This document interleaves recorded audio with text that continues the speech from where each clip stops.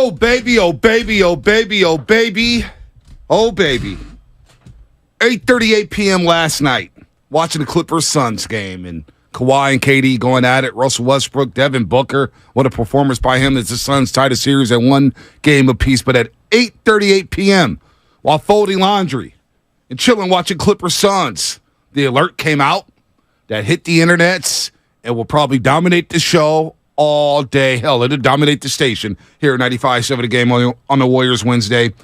The NBA announced, NBA Communications at NBA PR on Twitter, the following statement was released. Golden State Warriors forward Draymond Green has been suspended one game without pay for stepping on the chest of Sacramento Kings center Domantas Sabonis. It was announced by Joe Dumars, Executive Vice President, Head of Basketball Operations. The suspension was based in part on Green's history of unsportsmanlike acts. Green's actions were in response to Sabonis grabbing and holding Green's right ankle after falling to the floor. Green received a flagrant 2 and was ejected. Sabonis was assessed a technical foul in the incident. The incident occurred with 7:03 remaining in the fourth quarter of the Warriors' 114-106 Game 2 loss to the Kings up in Sacramento. Of course, Draymond Green will serve the suspension. Game number 3. They will be out. And by the way, Ian Rappaport just sent the tweet out that the 49ers have received inquiries from several teams looking into a potential trade for former number 3 overall pick quarterback Trey Lance. The conversations have been the result of SF fielding calls, not making them, with teams aware Brock Purdy is likely the future starter. So we got a lot going on here in the Bay Area. But good morning to you, Shasky, Lubman, and Spadoni. Shasky, what's happening? There's so many angles. There's the Draymond angle. There's is it suspension worthy? There's the body of work. We'll get to the league, the commissioner. Can we start here? I'm surprised Sabonis wasn't wearing a neck roll and a neck brace straight out of the WWE storyline. Am I wrong? Well, you saw what the Sacramento Kings did, right? What? An hour after this report, after the NBA announced that Draymond Green would be suspended, an hour later, the Sacramento Kings announced that Domantas Sabonis is questionable with a sternum contusion. He's fine. Oh, well, he's fine. Well, the internet did their due diligence. You saw him chest bumping Davion Mitchell after the game. Sabonis is fine. He will be playing in game number 3. Did Vince McMahon call up the Kings? It was like, get him the neck roll. Make sure you get the X-rays. We can get Draymond is just put him to the side for just a second because I have so many Draymond thoughts. Really, Kings? And it's not just him. All the Kings, quote-unquote, media, these people that are supposed to be objective and down the middle and play it like they see it. The media. Oh, my God. E.T. fingers everywhere, pointing. Look at this guy. How about the guy who filmed, one of the members of the media? Jason Anderson, Sacramento Bee. Steven Spielberg was blown away at the way that this man videoed the Draymond Green escalation sensation on the sidelines and then panned like it was Oscar-worthy cinematography, panning from Draymond directly to Adam Silver. Well, you know, I mean, my God. Well, we're going to get to Draymond Green as a bonus. And I'm a fanboy. I got some thoughts on Sacramento, and I'm going to take a shot at them right away, too. They think they're living rent-free in our head. I don't even care anymore. Kenny Caraway is going to join us tomorrow, and he's going to talk greasy, and Kenny and I are going to go at it. Sacramento Karens? The Sacramento Karens, and Trisha clout chasing everywhere. Listening to the morning roaster, turning on. She's not a roaster, so she doesn't know how we get down. I've screamed at you about Jimmy Garoppolo after a freaking 49er win against the Minnesota Vikings. You almost choked me like Homer Simpson and Bart Simpson. I know. I never. Just teasing. Yeah, I know. I'm being over the top. It never comes to physical violence with me. It's not that deep. I didn't mean It's it not like that deep. I know. I just want to check because people think that. But seriously, we'll get to Draymond. Listen, Draymond Green, I was wondering when the next podcast was coming, but I got confirmations that sources tell me he hasn't hit his producer back yet. So I'm waiting on that one because we cannot be happy. I'm shocked. I'm stunned. Are you shocked? I'm not shocked. I talked to many people last night. I'm not shocked. Who played in the league, who didn't play in the league. People are surprised by this. Why? Players are surprised by this. That's it. He got ejected. He paid his punishment. Yeah, but you know what? Here's what happened with Draymond Green. You got to get your pound of flesh. But you know what happened? When he stood up on that bench and he got into it with the fans, and Adam Silver, the commissioner of the NBA, sitting there in the crowd at the Go to One Center, and he's calling fans the P word and B word. That escalated things. Optics. And they said enough is enough. We're going to suspend him. You can't go full WWE here in the playoffs. So Adam Silver saw that. It was in person. the Sacramento Karens and all their fan base? Because let me say something about Damian Barkley. And you know how I feel about D'Lo and Casey. They're dear friends of mine. Kenny Caraway was on when Overtime was launched, Kenny Caraway was on those shows at the Hilton Hotel with us in watching games and everything. But Damian Barkley said something yesterday, all those homers down there in Warrior Land, you can't be a fan and host a radio show and blah, blah, blah. What are you, D'Lo? You're a super fan too. Every time somebody says something about Sacramento, you're coming over the top being defensive about things. That's what's happening. So don't call us fanboys when you do the same damn thing up there in Sacramento. It's all good. Nobody's judging you. Don't judge us because we can be objective and rip this team left and right. Well, but of course we're going to cater to the Warriors at times. But they went up there crying. All their media members crying about Draymond Green being suspended. And when you ask them, well, what's Sabonis doing grabbing Klay Thompson's jersey? You get crickets. Nothing. So Sabonis has been absolved. Draymond Green has been popped. But you know what? The Warriors can still win Game 3. It can still win Game 3 without Draymond Green. And we'll get to that at some point. 888-957-9570. I want to hear from Dub Nation. Yeah. Is the suspension warranted? Are you surprised? Are you shocked? Are you not surprised? What does it mean for the Warriors? All that stuff's coming up for the next 4 hours. All right, let's get into the Draymond aspect of this. We'll get into the optics because I don't think this is just it's not one thing. It's not just a resume. There's a million layers to this story. In life, this is how I live my life, Bonte, and you can tell me if I'm wrong or not. In life, I run my life on credits and demerits. Your boy ran up a ton of demerits in life, and so I feel like I've got a lot of penance to do, and hence I'm trying to do my best I can to get back into the positive credit territory. And what I mean by that is that your resume, things that you do, how you are, those things start piling up, and there's a weight left and right, back and forth, okay? Most of the most important decisions about your employment are made in a corporate setting, are made without you in the room. It is made by others talking about you when you're not in the room. You're not there to defend yourself. You're not there to politic for yourself. You're not there to win them over. They're going to ask people, is so-and-so a good worker? Is he a good person? Do you like working with them every single day? Most of those decisions, you are not in the room. So you better get along with people. And when you've run up the amount of demerits that Draymond has, he has zero goodwill. And it sucks, but I'm not surprised because I knew they were going to look at his body of work. Well, that's not right. That's not right. But Bonte, you can't suspend somebody Bonte, that's how on it works. priors. No, it doesn't. It's never worked like that in the NBA. No, I don't know about the NBA. I'm talking about life. Right. Well, I'm this talking ain't about life. This is basketball. Well, this is sports. This ain't it's life. Still human this element. isn't a normal There's a human life. element. The NBA is not normal. We keep trying to compare our lives to NBA players and stuff. They live a different life. These are the top millionaires, the one percenters, and basketball. This is a sport. It's got nothing to do with Vontaze Burfict the same way you treat Fred Warner from a league office standpoint. Well, no, because of the priors, no doubt about it. That's my point. But you can't do that in this situation. Why not? You can't put in your memo. Looking at his history of unsportsmanlike acts, we have to do this. That's how it works. No, that's not. I don't agree with it, but that's true. That's how we run life. I don't agree with it at all. I don't agree with it at all. He's in the building. And then when it comes Adam Silver's in the building, and he's watching one of his players. They are so, and I don't, look it, we can argue about this, but it's the facts. When you listen to people who do executive podcasts, David Sampson being one of them, John Skipper, who ran ESPN. John Skipper, who ran ESPN, says the league is so fearful of any bad look because of the malice at the palace. And I'm not saying that that's where we're going. They are so afraid of any bad look optic-wise that what Draymond did after... Then listen. I'm telling you, that was the thing that they are most worried about. Whether you and I agree with it, I believe that's how they perceive it. You want to bring up the malice at the palace? Then why did they suspend Draymond Green last year in Memphis when he ran around the floor with his arms out like a Hulk Hogan WWE character? I think that parlayed that into this. He's been doing this forever. And that doesn't make it right. Forever. That doesn't make it right. And this whole thing that, oh, man, it could have been a malice at the palace situation. Nobody from Sacramento. I didn't say that. I know you didn't say that. I'm saying they're so sensitive. I'm saying they're so sensitive. Then they would have popped them last year, Shasky. Bonte, but he was in the building this time. I don't care if he was in the building. He was watching the game last year on television. What's the difference? Bonte, what's the difference? Do you really not think body of work matters? No, body of work does matter, but to say that in your memo and say, you know what, in this situation, after ejecting him, you already ejected him. I agree. You already gave him He a got a flavor punishment. too. And I agree with that. He reacted to Sabonis grabbing his ankle.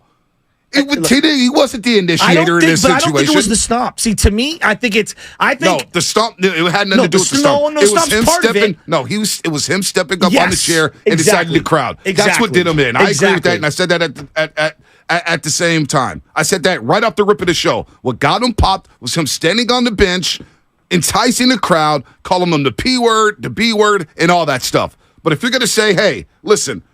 You can't do that to the crowd. Then you should have suspended him last year when he ran off on the floor in Memphis, Tennessee. It's a fair rebuttal, but that's I what think I'm saying. Adam Silver would probably say, "I was in the building this time and I saw it firsthand." And da da da da da. I mean, look. I don't agree with it. With all the cameras in the NBA, with all the cameras in the NBA, with all the cameras in the NBA and all the access and all the personnel there at NBA basketball games, league officials at every playoff game, you should have popped them last year. So you suspend them here one game. And Russell Westbrook has done wild stuff to crowds because I was at games where he's like literally like hyping it up, going crazy. So I'm not buying all that stuff. And not only that, Russell Westbrook just went into a suite and checked the dude, saying, "Hey, what you say now? There's nothing that happened. Not even a fine. Not even a fine." And those optics, if I'm running the league, he went to a private suite. I know. Well, I guess you have to walk through to get to the locker rooms.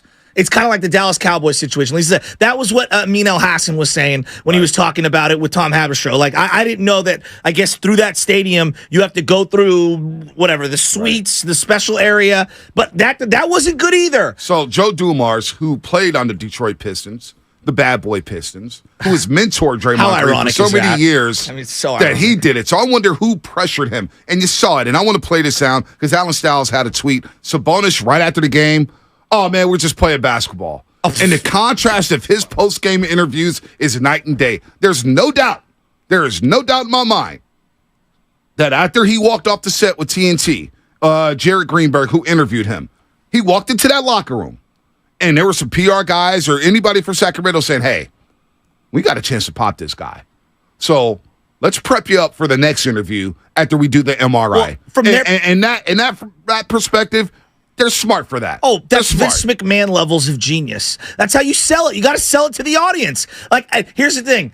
I can laugh at it, but I also go, that's a good move. Yep. That's great gamesmanship. Yep. I mean, I'm just being honest. You got to use whatever's in your tool bag to get it done. Like, look, Warrior fans we're going back and we're adjudicating everything from the Dylan Brooks play to this play and that play. Everything Draymond's ever done. Like, dude, we are picking up traffic violations from Draymond Green to try to prove why he's a good or bad person. People are cemented in their opinions of what they believe about Draymond. And when you have something like this happen, everyone's going to rain down holy hell on him. You know that. Well, they're coming out with the think pieces, and everybody. I heard Kitty Caraway compared Draymond Green to Mike Tyson biting off Evander Holyfield's ear. Come on. And I said, "Come on, man, you can't be that insane. Come on, you cannot be that insane. That's to say unfair. Something like that's that. Too far. That's too far. I mean, Mike Tyson was deranged. Okay, Draymond Green is in total control. He knows what he's doing. Mike Tyson went to prison. I mean, come on, man. I mean, for some very bad things. Yeah, again, we can laugh now, but he served real hard prison time for a variety of things.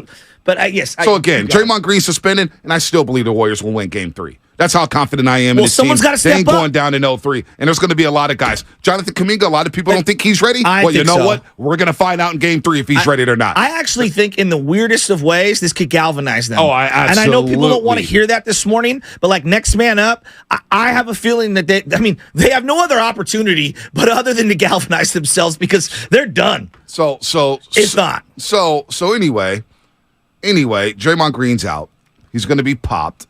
888-957-9570. Are you shocked? Are you not shocked? What is happening? I'm a little surprised here. There's people with different opinions. I get it. One thing that was getting to me, because Sacramento fans have been all in my mentions. Oh, they are blowing my timeline up. You and me both. And I also got a text from Nick Friedel this morning. Oh, great. Yeah, Nick Friedel. Oh, boy. What do you say? Oh, what do you think? He's like, you guys are living in the content super force. Well, I mean, we had content anyway. It is what it is. Now it's just Draymond Green's going to take over the show. What do you think Steph game Curry number thinks? 4. I don't know. I'm not even going to psychoanalyze him, but I did want to make this point.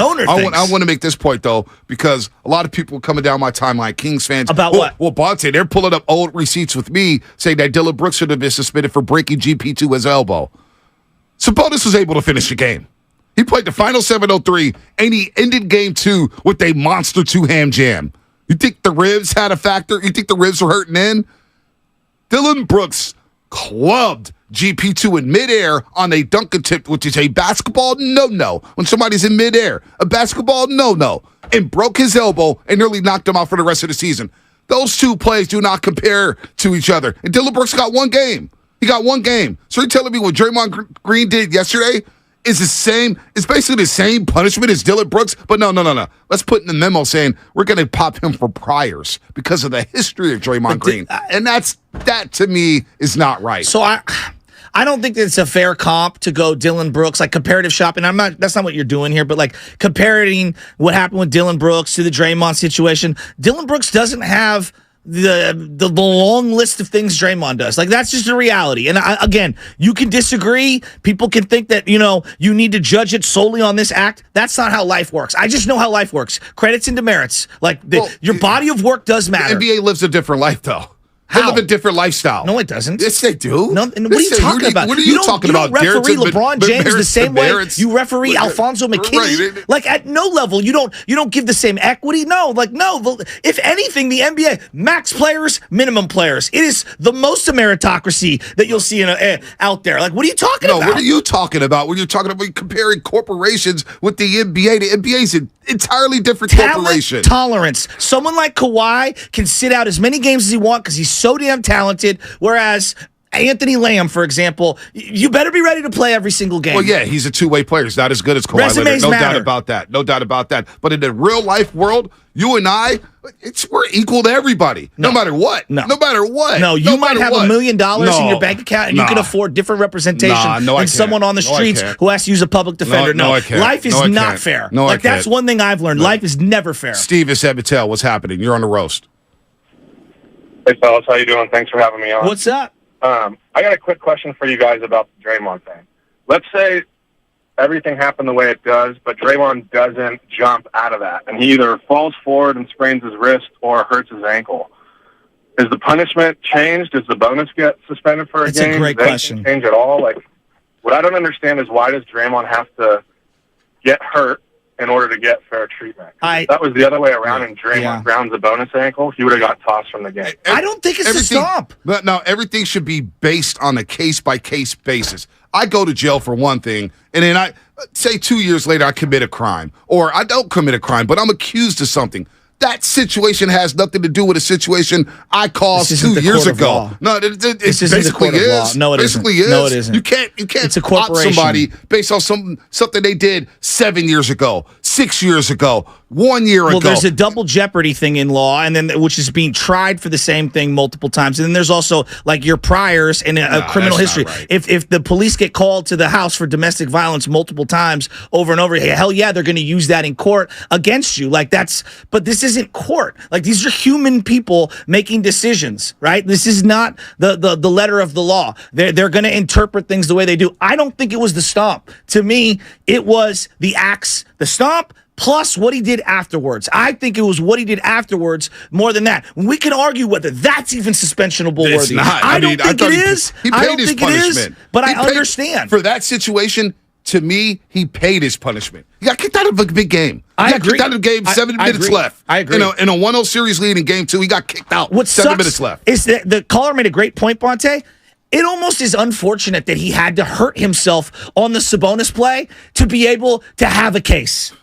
Wow. That's embarrassing. No, it is. That's I mean, embarrassing. how many people have said, if he just fell down and hurt himself? Like, what? It's a Warriors Wednesday brought to you by Freeman's Appliance. Your trusted name since 1922. Visit freemansappliance.com today. I don't agree with the suspension, but it is what it is, and the Warriors got to bounce back, and they got to buck up. Moody, Kuminga, Poole, DiVincenzo, Clay's got to play well. Wiggins has got to play well. He's got to hit the 3 ball. They got to show up at Chase Center tomorrow night. There are no excuses for going down 0-3 against the Sacramento Kings. And you know what? They could still win this damn basketball game tomorrow night at home. And I'm here for it. 888-957-9570. What's your thoughts when Draymond Green got popped? Happened last night at 8:38 p.m. at night. My God. It came out of nowhere. I thought it was a fake tweet.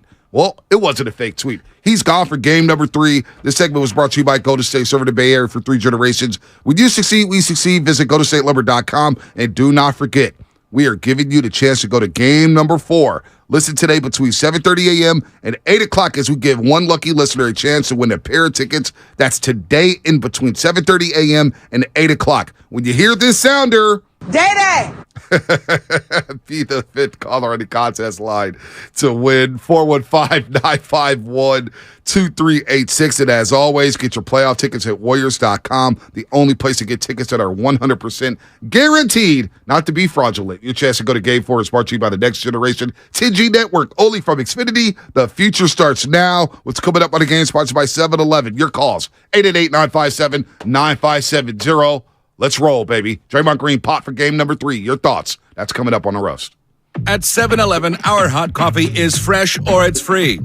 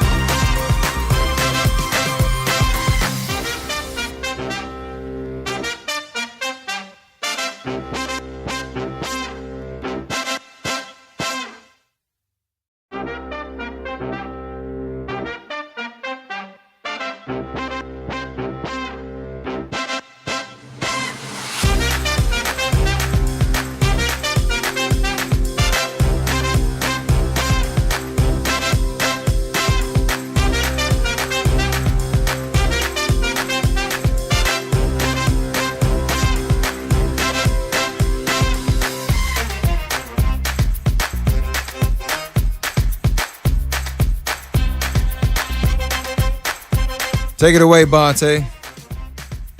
This is a Warriors Wednesday brought to you by Kirby, your driveway mechanic. Check out Kirby at CURBEE.com. That's CURBEE.com. We're talking about Draymond Green. Dave Fleming going to join us at 8 o'clock. We'll get his thoughts on the situation. Anthony Slater. Who better to have on after this day, after last night? He will join us at 8:30 here on the roast. We'll take your calls, 888-957-9570. How you feeling about Draymond Green being suspended for game 3? Game 3, sorry. I was going to say, was there more suspensions? Yeah, no. Game 3, Draymond Green suspended. I want to play this. Here's Sabonis right after the game on TNT with Jared Greenberg. Right after the game. Here's what Domantas Sabonis had to say about the situation. Let's play on basketball. Look at the fans. This is it, We're here to fight, So every time we step on the floor, we're going to give everything for our teammates and the franchise. Do you have any animosity about what happened there? No, we're both fighting for the rebound, We foul on each other. Stuff happens. It's basketball. We got to move on next play. We got to move on next play. Stuff happens. Doesn't hold anything against Draymond, right? Just play on. Just move on. Had no bearing on the game. No, he finished the game with a monster dunk. He played the last 7:03. He pushed off on Looney when they were up 102 to 101. He was throwing elbows. He was whining. He was crying. Looked like nothing was wrong with his ribs, right? Nothing was wrong. Oh, but the Sacramento Kings. Mike Brown taking the page at the old Popovich playbook. No, it's the Vince McMahon playbook. Whatever it was. They went to that podium Eric saying, Bischoff would be happy. Well, you know what? The league needs to review this. The league needs to review this. The league needs to review this. We'll see if Draymond Green gets popped. It's not a bad. All of a sudden, tone changed up in Sacramento. And then listen to saw Sabonis. This coming a miles away. And then listen to. I honestly was like, there's no chance they suspend him. I could feel, because when I heard Draper come on and politic as hard as he did, I was like, they're all in on this. But they were all being fanboys. Let's be real. They're all representing Sacramento saying he should be popped. Let's do it. If we're being 100% candid, I probably would do the same if Steph or Clay or somebody was involved. I probably would, if I'm being candid. Now, Shams Charania came out saying that, hey, the Warriors are confident that Draymond Green, it's unlikely he will be suspended. And that was the part where I was like, okay, cool. And then I got off the softball field last night, and I'm walking across. I got all the gear and everything, and everyone's like, Draymond suspended, Shasky. I'm like, what? What? Are you kidding me? It was like, 8:50? I looked down at my phone when I got off the field. I had 62 missed messages. Right. And I'm thinking, there's no way. So Sabonis in the locker room was asked if he had saw the video. Did you see the video? Yeah. Just when you see it, you lived it, but when you see it, does it look even worse? Well, like I just said, love the competition, love everything about, the playoffs and facing the Warriors. But, I feel like that in our game is it's not that. What about the ankle lock? Anybody want to ask him about the ankle lock? So what was it? Anybody want to ask him whether or not the ankle lock is part of the game? What about you grabbing Klay Thompson's jersey? No. Seriously. No. Sabonis started everything. First, he got away with pulling Klay Thompson's jersey. It's clear as day. Yeah. But nobody in Sacramento wants to touch that one. Let's just ignore that. Let's ignore that. Why are you falling to the ground? You're trying to keep your balance by pulling down another player. I don't think it was the stomp. No, hold on. Listen, we both agree on that. Okay. We both agree on that. Okay. I agreed on that from the minute the suspension. I said, they got him for the fan reaction. That's what I They got him for the fan reaction. And it's not even really a stomp. The guy, a real stomp by Draymond Green. You don't think he's cracking a rib? A stomp for Draymond Green, young man from Saginaw, Michigan. Draymond Green wanted to stomp this guy. He would have broke his rib. But sure, okay. Why is Sabonis grabbing the ankle? I don't know why. There's didn't get paid for 5 minutes and the guy ends up playing the rest of the game. What a joke. Here's Sabonis on grabbing Draymond's leg. Draymond said that you grabbed or held on to his ankle and he's trying to. Did that happen from your I feel like, it's the playoffs. A lot of things happen. But at that point, I get pushed. I'm falling on the floor. I'm just trying to protect myself, and then whatever happened. So we all saw the video. Who pushed him? Who pushed him to the ground? Can anybody answer that? Sacramento fans, you want to be all in the chat? You want to call me 888-957-9570? Where did Sabonis get pushed? Tell me where he got pushed. Again, I'm not absolving Draymond Green for what he did. Draymond has got to be better than that. I got plenty of thoughts on Draymond Green. He's got to be better than that. It got initiated by Sabonis. Again, I'm going to play this one more time. Here's Sabonis on grabbing Draymond's leg. Draymond said that you grabbed or held on to his ankle and he's trying to. Did that happened from your I feel vantage like, point? it's the playoffs, a lot of things happen, but at that point, I get pushed, I'm falling on the floor, I'm just trying to protect myself, and then whatever happened. It's just the playoffs, which you haven't had a lot of success in. It's just the playoffs. I got pushed, and I was trying to protect myself. So, no one pushed him. Nobody pushed him. Yeah. They were grabbing Klay Thompson, but nobody wants to talk about that up in the 916. So then, again, I'm not dissolving Draymond Green, but everything was initiated by Sabonis.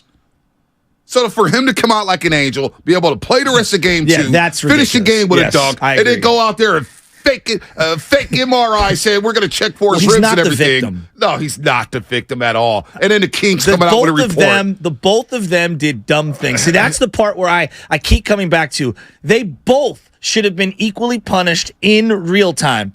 And you can give me this, Joe, they always get the second guy. Not when you have replay and you go back and you got the eye in the sky. No, the replay system is in place so that you can view the entire thing. No doubt. But yet, Draymond's the bad guy. And this goes back to whether we want to admit it, whether we want to like it or not.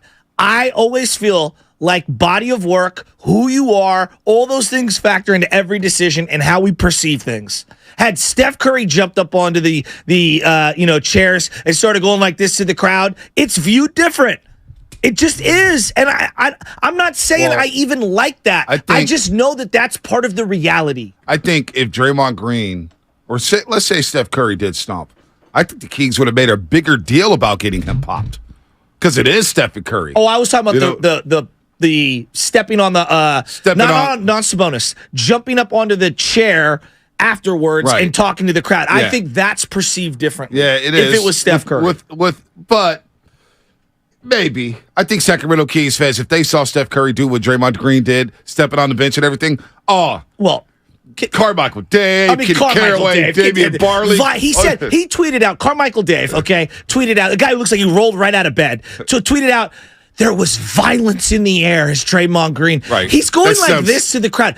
Have you ever been to a WWE event? That is like standard operating procedure. Well, let's just That's call what it like that it was. is. Carmichael Dave's just flat out sucker. That's some sucker energy. That's what that is. If there was violence in the air, nobody gonna fight. Nobody's gonna nobody's gonna go out on the floor trying to fight Draymond Green. But there was not a riot about the pop off. I agree with you. Stop being a Karen up there. But Bonte, I also Becky's. I believe they are so sensitive to the optics and how it's viewed and how it looks, and whether I think it's kind of absurd that they're worried. Like you love this. The NBA loves this. How many shows have been showing the Draymond thing nonstop? Well, of course it is. The league loves it. Let's go to. They're leaning into it, and yet they want to punish the man. Let's go to Idris and Hayward. Idris, what's happening? You're on the roast. Good morning, gentlemen. Oh, man. I literally just got out of Bible study and got the update and said, whoa, looks like there's a prayer I missed. Anyways, honestly, looking at everything, I'm like, okay, we're the defending champs. We're down 0-2. It's impossible for anybody to come back from 0-3. They wait this late.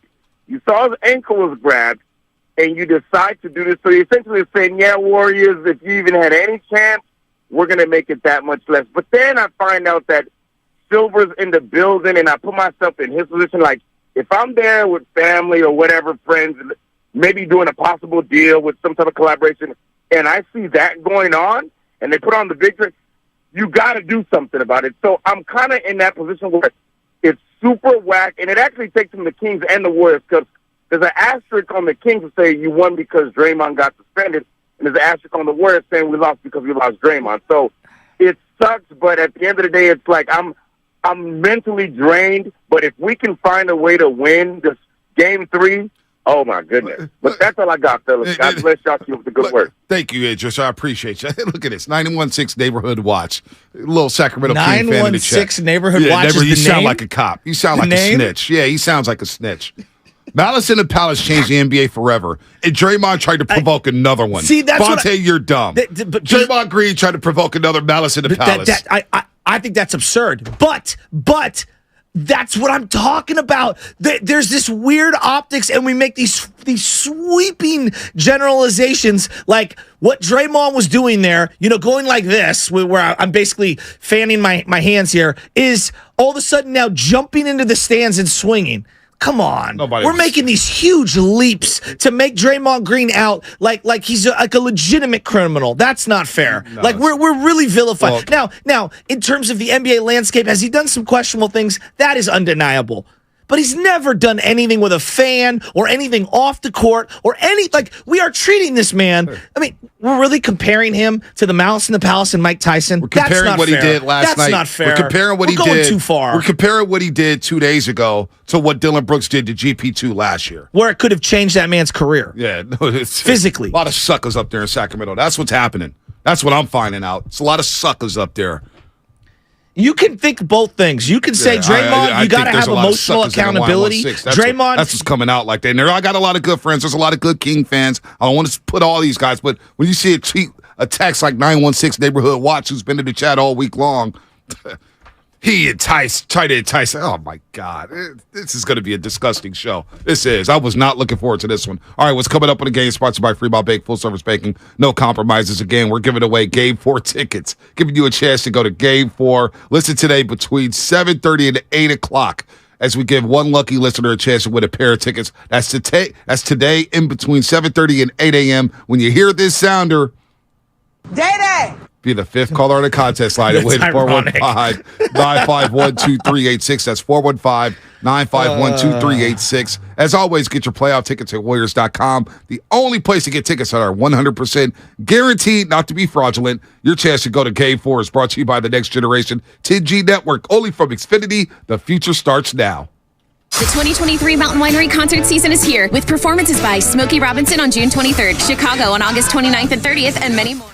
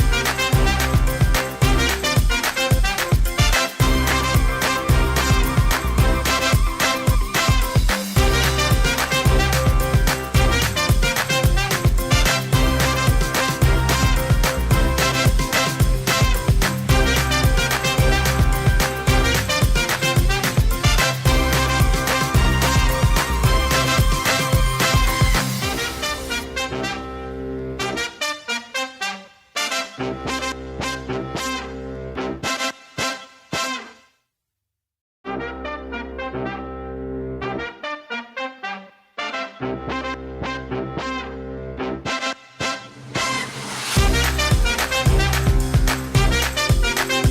listening to the Morning Roast on 95.7 The Game. Moses Moody, he's going to get a shot. Is he You better purple believe it. Is it purple drink sipping? Is that what he says at the beginning? Yeah. Purple drink sipping. This is maybe one of my favorites of Wiz. He's got a bunch. And then Too Short is pretty sick. Yeah. What's your favorite Wiz album? Oh, he has one with Burner. That's excellent. Yeah, no, he has He's got a a good bunch one. of songs with Burner, but they have an Yeah. album that's No, they're boys. yeah, and They're then boys. Burner has another one with Be Real from Cypress Hill, which Yep. is excellent as well. Yep, I love miss Wiz. Burner. Wiz Khalifa had like the road trip music. Yes, you could he just did. Pop Good it call. in. You could just pop it in, and you just sit there and just listen. You're like, okay, this is where it's at. You know who else has good road trip music? Rolling Papers, Deal or Fetty No Wap. Deal. Fetty Wap, really? He got hitters. Crowd goes crazy. More of like a get you hyped up going. Yeah, gotcha. Going into the gotcha. game. I'm thinking of just cruising. Oh, I got you cruising. You're going down. Okay. You're going down Highway 1. You got the coast I'm thinking right about there. going to a Niner You're game. rolling the joint. You got the wind blowing, and you just bumping Wiz. You know. Mm-hmm. It's got some stuff. Dude, David in Brentwood. Is that who that is? Was that David in Brentwood? Now we on the rooftops. All right, let's go to. Ooh, we got the king. All right, we got a lot. We got 4 lines here. This segment is sponsored by Go to State, serving the Bay Area for 3 generations. When you succeed, we succeed. Visit GoToStateLumber.com. Dave Fleming, 8 o'clock. Anthony Slater, 8:30. To react to Draymond Green being suspended for game number 3 of this first round series. Again, the Warriors are down 0-2. And if they if they go down 0-3, well, guess what? There's no team in NBA history that's rallied from an 0-3 deficit in a best-of-7 series. Wow. If you're from the Kings' perspective, and even if I was from the Warriors' perspective, and this happened to, say, a King, you want to beat, most competitors, most people being realistic, you want to beat a team at full strength, right? Because that means a little more. Now, are you going to lose any sleep because Kyrie got hurt and Kevin Love? Probably not. But, this does take away from it. No, it doesn't. It doesn't take away anything. If the Kings win this series... No. I'm saying from, I feel like from the Warriors' perspective, this takes away. It's like, come on, man. I want to see them get beat even at full strength. It sucks that this is going down that way. You know what here, I'll play devil's advocate. Yeah. Cavaliers in 2015 going to say, yeah, it's who I was bringing up. The Memphis Grizzlies of that year, they're going to say, well, Mike Conley was hurt. He's banged up. You know what I mean? They've had situations where they've played teams shorthanded. Robert Williams, Time Lord. What if he's healthy in that final series last year? That changes everything. So nobody's going to feel sorry for anybody. No, I'm not saying we're feeling sorry. I'm frustrated that we're not going to be at full strength. We need Draymond. Steiny did a great job yesterday explaining how after he got kicked out of the game, they scored on 9 of 11 possessions, and on one of those, it was a putback rebound. Well, it was the putback rebound by Sabonis in which he pushed off on Kevon Looney at 102-101. He blatantly pushed off, and Zach Zarba's standing right there. That's a loose ball foul. That's an offensive foul. Did not get called. Go look at the film. Watch it over and over. Damn, you can't get a call? You've been calling it all game. Now you don't want to call it at crunch time? Yeah. But I will say this. The Warriors' offense seemed to flow a little bit better without Draymond Green. It seemed to flow a little bit better. The spacing was a little bit better. And now with Kuminga and Moody, I don't know where they're going to go. Maybe it's JMG. Who knows? Who knows? They're going to be a little more athletic. And I think that's going to help because of loose ball situations, they've been getting beat on. Sacramento has young, fresh legs, and they've looked like the more athletic team. Now with playing Kuminga, playing Moody, even maybe Anthony Lamb and Michael Green, you may have to dust him off. What do you get, like a minute? He got 50 seconds. I saw him in the corner, and I was like, whoa, JMG's in the game. He got 50 seconds. 50 seconds. If you were a teammate of Draymond Green this morning, would you feel let down? Probably a little bit. I mean, the problem, here's the deal, and you look at the coaches, you look at the faces. I love facial expressions. Body language sometimes can tell you everything, and we'll get to the lines in just a second. But look at the assistant coaches when Draymond Green was doing what he was doing. And the assistant coaches just look like, come on, man. Yeah. Come on, man. Well, that's what I was saying. You're standing up, and we all celebrated. We all laughed when he did it last year in Memphis, which is why I'm not going to change. I'm not going to change the energy when he ran around the court. I didn't laugh. I told you I thought it was absurd. But you loved it. No, I laughed because it was ridiculous. You played WWE music and you loved it. Yeah, because I thought it was ridiculous. It was ridiculous. And you look at the assistant coaches of the Warriors. And it just looked like, come on, man. But the players around them, come on, dude. Well, you're down. What are you doing? You're down in that moment, 0-1. And they're reviewing the play. You're down 0-1. It's a close game. You need to win game 2. And you start popping off with the fans. I know. You start popping off. And I'm just like, in the moment, in real time, I even thought to myself, I said, come on, Day-Day. Come on, man. Then he got popped. He got ejected. You knew that was coming. But now to take it an extra step and get him popped for game number 3, it sucks. And I'm sure his teammates are just thinking, again, we have to deal with this again in a big game. Our lives. You know what? Honestly, Shasky, and I haven't dove too deep into what's going to happen into the offseason. We've kind of touched it at surface level. For the first time yesterday, and I still, again, I want to say this before I make this point. I believe the Warriors can still win game 3 without Draymond Green. It's going to be very difficult. They can still win game 3. But I thought, and I really did a deep dive for the first time saying, is this how it's going to end? Is this how the core is going to be broken apart with another situation like this? Is this how it, is this still, come on, man. But Sacramento? No, forget the Sacramento element. Let's take a step back. Draymond is going to have to look in the mirror at some level. Like, we all have these moments in our lives where we have to be accountable. We have to, change and adjust. And people could say, oh, Zebra doesn't change their stripes. I call BS on that. No, at your core, are you essentially who you are? Yeah, but there's things that you iron out, right? You don't have all the same creases from 20 years old to 40 to 60. Or if you do, then you're very, very stubborn and unwilling to be flexible and grow. And if you want true growth, you do need to change and evolve a little. And so I look at Draymond Green and BB, you're saying, is this how it's going to end? Yeah, it kind of feels like it. Now, I don't know. We'll see what the end of this book looks like. But, think about this year alone.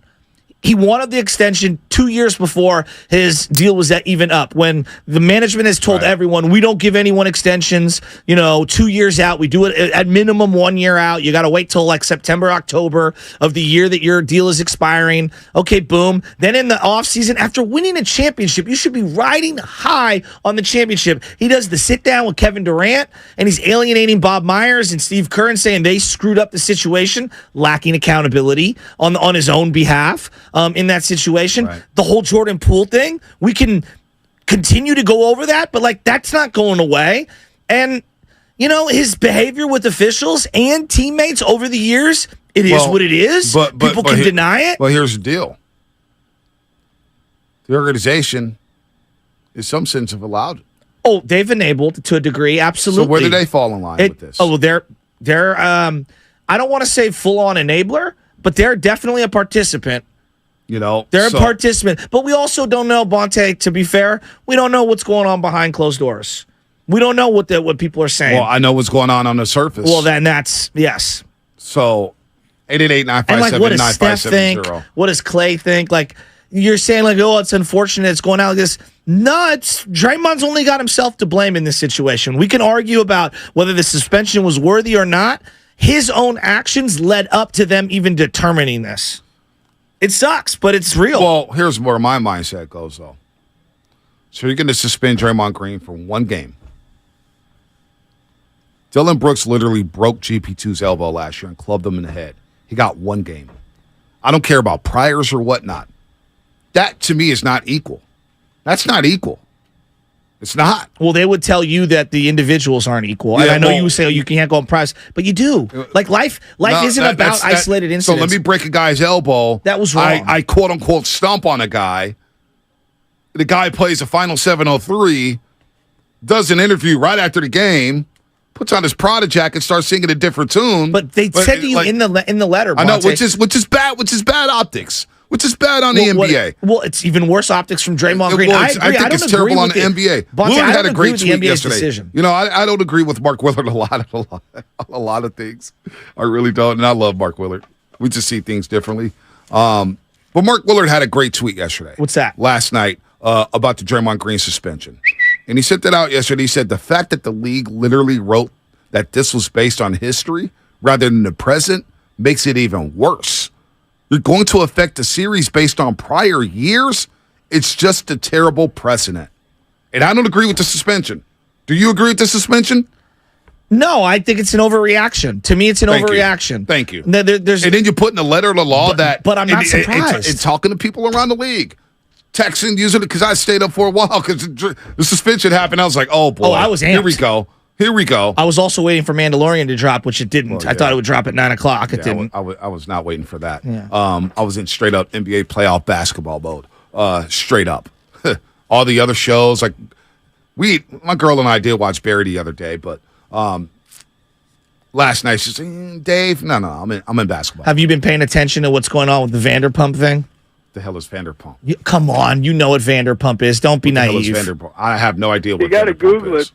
What's Spadoni, Vanderpump? does your girl watch Vanderpump? No, we're trying to start the new season of Love is Blind, though, and I heard that was a lot of problems there on Netflix. What the hell is Vanderpump? Vanderpump is like this woman who had this restaurant, and then there's all these people that work at the restaurant, and basically there was this huge scandal where one of the people was cheating on someone else in it. Called Vanderpump Rules, I believe. Exactly. I have no idea. Well, anyway, it's big right now. It's hot. Yeah, it's a drop. It's set the internet ablaze. It's 40 days and 40 games and 40 nights. That's the hype I'm on. Yeah, I get that. If this Warrior season ends quickly, we'll be having Michelle do hits on Vanderpump. Why? Because we do not want to talk about Giants baseball. I'll be watching NBA playoffs. Well, I'm not going to stop watching basketball. I didn't say we I'm were. not going to punk out. Hoops is hoops. You know what I'm saying? 40 games and 40 nights. You know what I'm saying? Like, man, I don't care about these shows. It's too many shows out there. I can stick to one show at a time, keep it moving. Too much TV, man. Read a book, people. Read a book sometimes. Let's go to Gammon in Tennessee. Read a book. Seriously, educate your mind. Watching all these trash-ass shows, man. Vanderpump. What the hell is that? It's Gammon a in guilty Tennessee. pleasure to feel good about your own life. I don't need that. Gammon in Tennessee. What's happening? Not too much. I want to start off by saying that I am a Kings fan. Okay. And I appreciate you guys giving me the platform, the opportunity to speak. I'm going to try and be as objective and remove emotion from my statements as much as possible and be fair, which is not what we're going to see in the chat. So I may be hated by 916 and 408, but I'm going to give it a go. What's interesting is that Kings fans and Warriors fans are also two 49ers fans. So I'm going to try and use these analogies to kind of help and bridge a narrative. 49ers fans or Kings fans, deep down, we're acting like we're celebrating Draymond Green being suspended, but really we know what it was like when Purdy was taken out from the playoff game against the Eagles, and we knew that just wasn't a fair shake. Well, we haven't been in the playoffs for so long.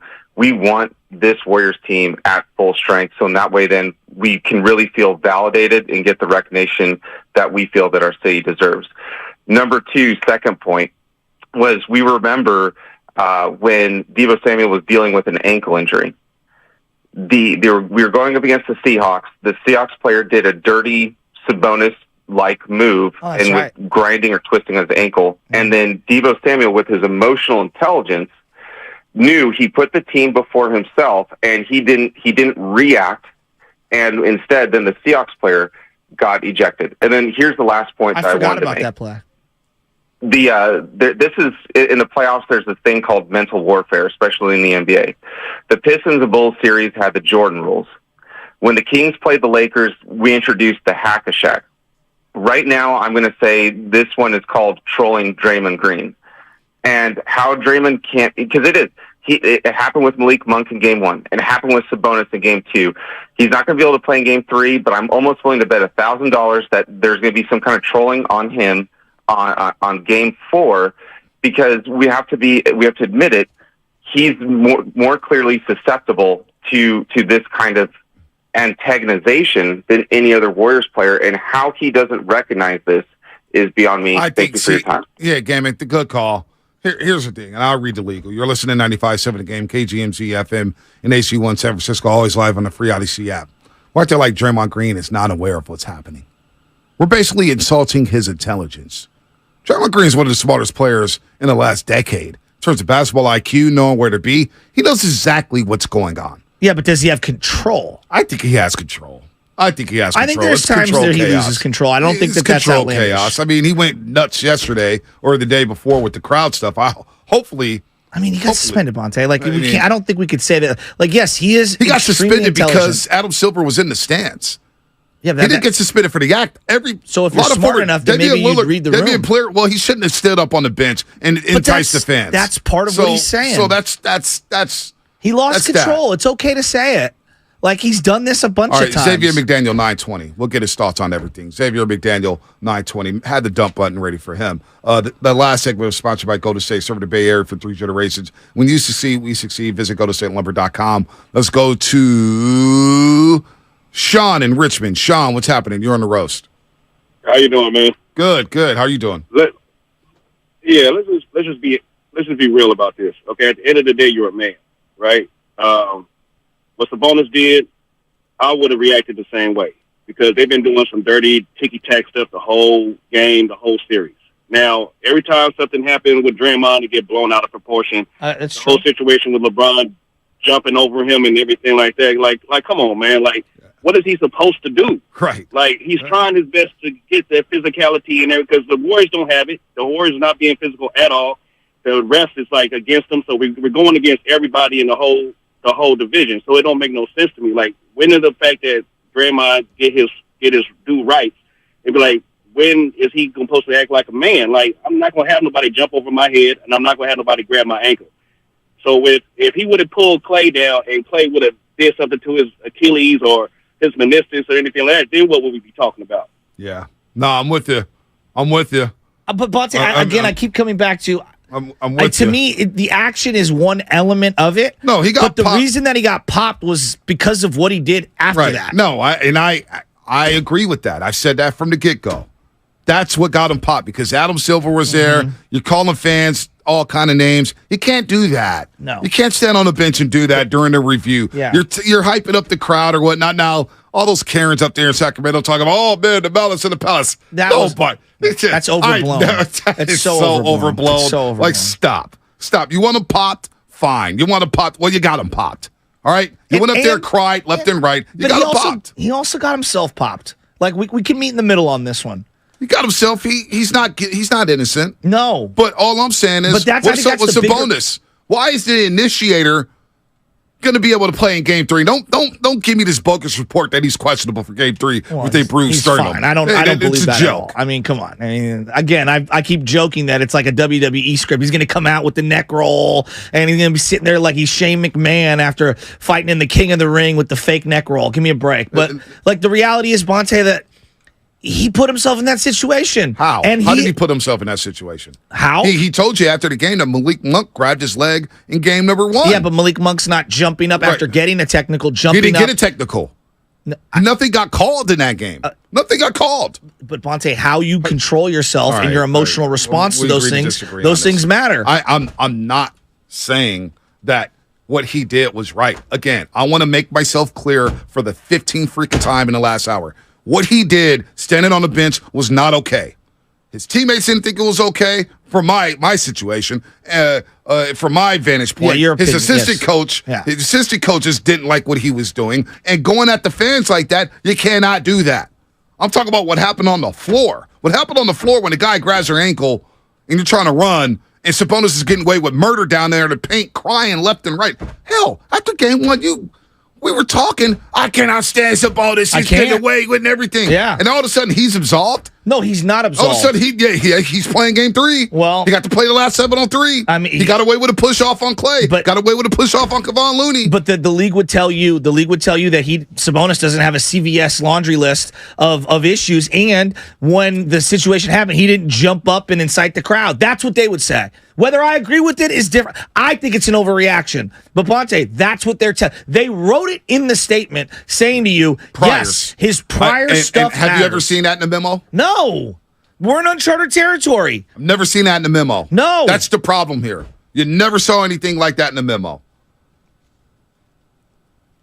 Never saw it. But I also don't think that for example, I'm going to use this. I'm not saying that he is Vontaze perfect, but we don't treat Fred Warner from a league perspective the way we do Vontaze. We don't even call the game the same way with the two players. And so when you are someone who is quote unquote targeted, you've got to be more acutely aware of it. Vontaze perfect was blatantly trying to injure people.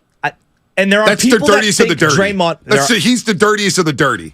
There's people who think Draymond Green is like that. But that's the. I mean, look at all the. No one else has even close to the amount of incidents as him.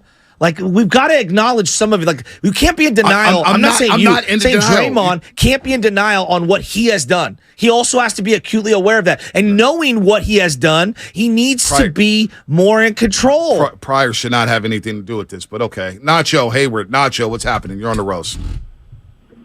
Hey, good morning. I'm just getting off the yellow bus heading my way to work. I just want to weigh in on the whole Draymond thing. For them to say that it was violence in the air for him to stand and yell at the crowd, come on, man. It's a classic American narrative of the super predator. He ain't hurt nobody. He ain't trying to fight nobody. What are you supposed to do when somebody grab your leg and you trying to get back in transition? Come on, man. I'm stepping where I'm stepping. You can miss me at all that. Thank you. All right, Nacho, thanks. Let's take a quick one here. Scott, Vacaville. Scott, what's happening? You're on the roast. Hey, guys. Thanks for having me on. Sorry about my voice. I've been sick, so I'm just getting over this. I lost my voice. But, Draymond's Draymond, and we love him for that. So we got to stay consistent with that. But the reason I'm calling is every day on social media, you see these comparisons about players from the 90s, from the 2000s, 2010s, and so on. And it just bothers the hell out of me when people are calling players in the NBA soft these days. It's not the players' fault. When the players get suspended for something like this, it is the NBA saying you're being too rough. It's Adam Silver saying you can't get into it with another player. You can't get the crowd into it, whether it's positive or negative. And the NBA is setting a precedence for the players to act accordingly. And that's why it's unfair, because you look back in the 90s, look how Rodman acted. Right. Look at the skirmishes that Karl Malone got in. Charles Barkley, all these people, man, they're going fist to cuffs out there on the court. And rarely was there ever suspension. And Rodman is loved these days for his attitude, for his spontaneous, demeanor and all the things that he did. It's true. He was loved. But here's the thing with Rodman, and this is a great point because I heard a couple people bring him up.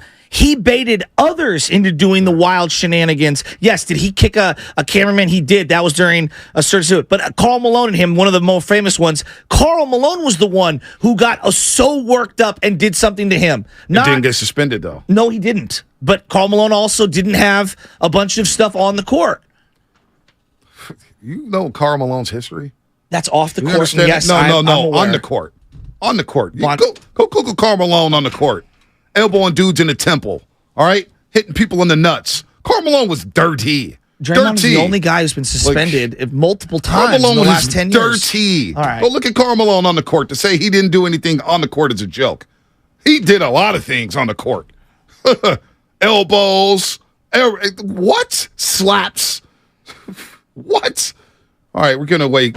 Game 4 tickets. Listen today between 7:30 a.m. and 8 a.m. as we give one lucky listener a chance to win a pair of tickets. That's today in between 7:30 a.m. and 8 a.m. When you hear this sounder, be the fifth caller on the contest line and win 415-951-2386. We're going to take your calls on the other side. And as always, get your playoff tickets at Warriors.com, the only place to get tickets that are 100% guaranteed not to be fraudulent. Your chance to go to Game 4 is brought to you by the Next Generation 10G Network, only from Xfinity. The future starts now. This is a Warriors Wednesday, brought to you by Freeman's Appliance, your trusted name since 1922. Visit freemansappliance.com today. That's freemansappliance.com. Hurry in during Ram Truck Month and discover what it truly means to drive.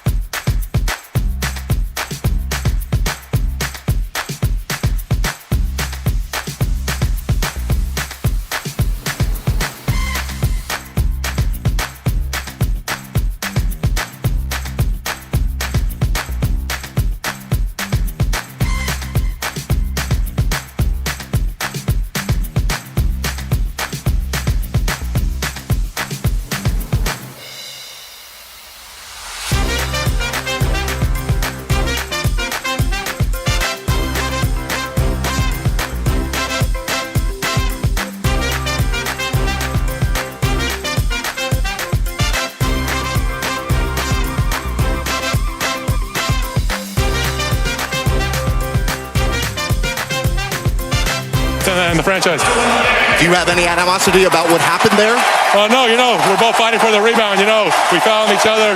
Stuff happens. It's basketball. We got to move on next play. Draymond said that you grabbed his or held on to his ankle and he's trying to. Did that happen from your? I feel like it's the playoffs. A lot of things happen, but at that point, I get pushed. I'm falling on the floor. I'm just trying to protect myself. And then whatever happened. The ankle lock heard around the world. Well, Draymond Green's popped. He got popped. And you know what? Does he deserve it? I'm not disagreeing with that. Does he deserve it? But am I surprised? Absolutely. There's a lot of NBA players who agree with me. Damian Lillard being one of them, saying, what, a suspension? Yusuf Nurkic, he's banged with Draymond Green many a times. Suspension? Really? For that? We've seen worse. Talked to some dudes yesterday. Hey, really? I mean, it is what it is, man. Draymond Green's going to be popped for game number 3, so the Warriors got to figure out a way to rally around him. That means Kuminga's got to step up. We'll break it down even more tomorrow before game number 3 at Chase Center tomorrow. Tomorrow night at 7 o'clock. Warriors walls against the backs. Backs or against the walls, I should say. So, Draymond Green, he's out. Game number 3, and we're going to take calls all about it. Kuminga's going to have to step up. Booty's going to have to step up. Poole's going to have to step up. Everybody's going to have to step up. But you know what? Does Draymond Green deserve this suspension? 888-957-9570. We're going to be talking about it all show long. So, I am not surprised that he's suspended because of the way they were politicking yesterday. It just felt like to me like all of this pressure was coming down on them. I don't think he should have been suspended. That I do not think I think we're overreacting, not you and I, but I feel like the league is overreacting to the quote unquote optics of him jumping on a chair and egging the fans on, what's wrong with that? Like, this is entertainment. I don't see what the big deal is. The fans are going crazy and everyone's having fun. I think we're taking it way out. We're taking it way out. But taking it out of context? No, just we're taking it way too far. We're worried about just like in general. I think we're making too much of him going like this to the crowd. Basically, well, if we're making too much of it, then he shouldn't be popped. If we can't say on one end that's what got him suspended, but yet we're making too much of it. It is what it is. He did it to himself. Calling fans P words and B words, you cannot do that. You cannot do that. That I think is the reason. But again, he's not the first person to use charged language on a crowd. But I'm telling you, what their reasoning is because of his laundry list of things. This isn't an isolated thing. It's everything. Now, do I agree with that? No. Am I surprised? No, I'm not. So I just know how life works, B. Look, I'm not sitting here snitching. I'm not. That's not what I do at all. But if they're going to suspend Draymond, and we're basically coming to an agreement that it's the extra antics, standing on the bench, calling fans P words, and they said it basically. So they're going to suspend him for that. Okay, cool.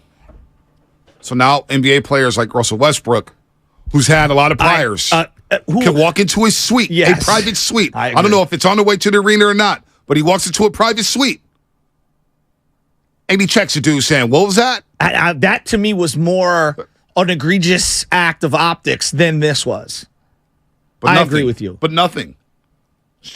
Dylan Brooks, I don't give a damn how many priors he has. He broke a dude's elbow. Well, he broke a dude's elbow. Yeah. It was a malicious act. He got one game. One game. One.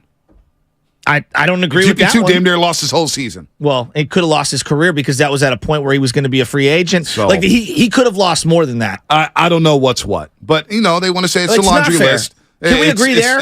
They're not going to be fair with these things. The way they dole them out, I just have already come to the agreement that life is not fair. Some of us are born on first base, second base, third base. Some of us are born with nothing. Some of us are born with everything. Like things fall your way in life. Sometimes things don't fall your way in life. It sucks. It does suck. It does suck. Let's see here. 888-957-9570. Let's hear from, before we take the calls, because we got a lot of calls here. We'll get to everybody. Kevin, Mike, Tim, Oreo, Cookie, James. We're getting to y'all. We're going to take everybody. Let's hear Charles Barkley last night inside the NBA. I was listening to this live. Shaq disagreed with him.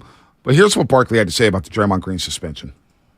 I was surprised for the simple fact that he got tossed last night. I don't have any proof. I think his histrionics running around the gym, doing this with the commissioner in the building, I think that's why they I think that's personally why he got suspended. That could be part of it, just like his history of unsportsmanlike acts. Because he did the same thing last time, running around the gym when he got tossed in Memphis, running around doing that. That's when he took Brandon Clark. Yeah. So I think that's, like I say, I'm still surprised. But what really bothers me about this whole thing, to be honest with you, we're taken away from the fact that the Sacramento Kings are just kicking their ass. That's right. That's what bothers me. For the first time in a long time, the Sacramento Kings have had a fabulous season and a terrific team. And we're going to be talking about this. I don't know what's going to happen in the game the next couple nights, but what we're taking away from is the great job. We just interviewed the most clutch player in the NBA. He's going to win Coach of the Year. De'Aaron Fox and Mike Brown. And Mike Brown. And we're talking about this junk. Well, we're talking about it because it's a huge player. It's a Hall of Fame player who's getting suspended. The biggest story in sports. So Barkley, Earth to Barkley, that's why we're talking about it. Yeah. And you're talking about it too. Another thing, all right, you want to say the Sacramento Kings are kicking the Warriors' ass. They won by 3 points, and they survived late in the game number 2. All right, they won the games. They protected their home court. Well, they've been out executing the Warriors. But I wouldn't say they're just flat out kicking their ass. Flat out kicking their ass is beating the team by 15 or more. Yeah. Flat out kicking somebody's ass is what UConn did in March Madness. So I'm not buying that one. I'm not agreeing with that one. They won. They shouldn't have won game 1. They stole one. They won game 2. They controlled game 2 for the most part. But I'm not buying that. They're just flat out kicking their ass. All right, Chuck, relax. I love you, Barkley, but calm down. You're protecting home court. Calm down. It's interesting that Shaq said he would have done the same thing, because I truly believe that had Shaq done the exact same thing as Draymond and had the exact same whatever you want to call them, antics, reaction with the crowd, I do believe it lands different on everyone's lap because of who Shaq was. Shaq was the lovable guy who was selling you, Disney-friendly movies, and everybody loved him, and he was one of the number one marketable people and fan-friendly, and kids wanted to be him. Like, I do think who Draymond is plays into this. No doubt. No doubt about it, it does. No doubt about it. Let's start from the top. Kevin at OKC. Hey, Kevin. Kevin, what's happening? You're on the roast. Hey, good morning, fellas. Good morning. Hey, I agree with a lot of what some of your callers and you guys were saying as well. First of all, Bonte, there are a lot of suckers in Sac, man. I'm on social media, man, and all this crybaby and lobbying for him to get suspended, it's just going above and beyond. But the bottom line is the NBA just doesn't like Draymond, and I think that they were showing the Warriors something because they should have suspended Draymond for one game when he punched Jordan Poole. Because, behind the scenes, I heard Adam Silver wanted the Warriors to suspend him, but they didn't have any, authority to make him suspend him during the preseason. So Draymond Green has to know that. He's kind of getting out there, jumping on the tables and stuff. I understand that's part of who he is. But this is the playoffs, and I think it's probably time maybe Steph and Clay kind of step up and publicly say, like, hey, we need him on the court, and he needs to stop doing that BS. Interesting. I don't agree with the suspension at all. Don't get me wrong. Sabonis isn't straight. He's a punk. What he did, he grabbed it with two arms. The referee's garbage is sitting there. Again. You can call it. Kevin, I just don't, everybody wants to ignore, especially up in Sacramento, because they're all flooding our chat and they want attention today. And I appreciate them helping our ratings, boosting our numbers. We appreciate it. We're already dominating. Thanks for helping us dominate even more. I just don't get why everybody wants to ignore the fact that he was pulling on Klay Thompson's jersey and grabbing an ankle. What makes you on a basketball? I've never been on a basketball court thinking, oh, let me go grab somebody's ankle while coming down. No, that was wrong. It was wrong. But again, I don't think that if anyone else does this but Draymond, or if Draymond does this and doesn't do the extra stuff after, I don't think he gets suspended. I really do. I don't know. And I don't agree with it, but I understand where they're coming from. I do. He's a marked man. He is. Well, Kawakami had a story yesterday in The Athletic. It was really good. His headline was, why did the NBA suspend Draymond Green for Game 3? It's clearly personal. We'll get into that. Let's go to Mike in Oakland. On the part about Draymond, about Steph Curry and Klay Thompson. Hold on, Mike. Hold on one second, Mike. That's an interesting point that I want to dive into at some point. All right. Mike, Oakland, what's happening? Okay. Draymond Green, man. Listen here, man. What the instigator does, the instigator should be the one that loses a game, which is Sabonis.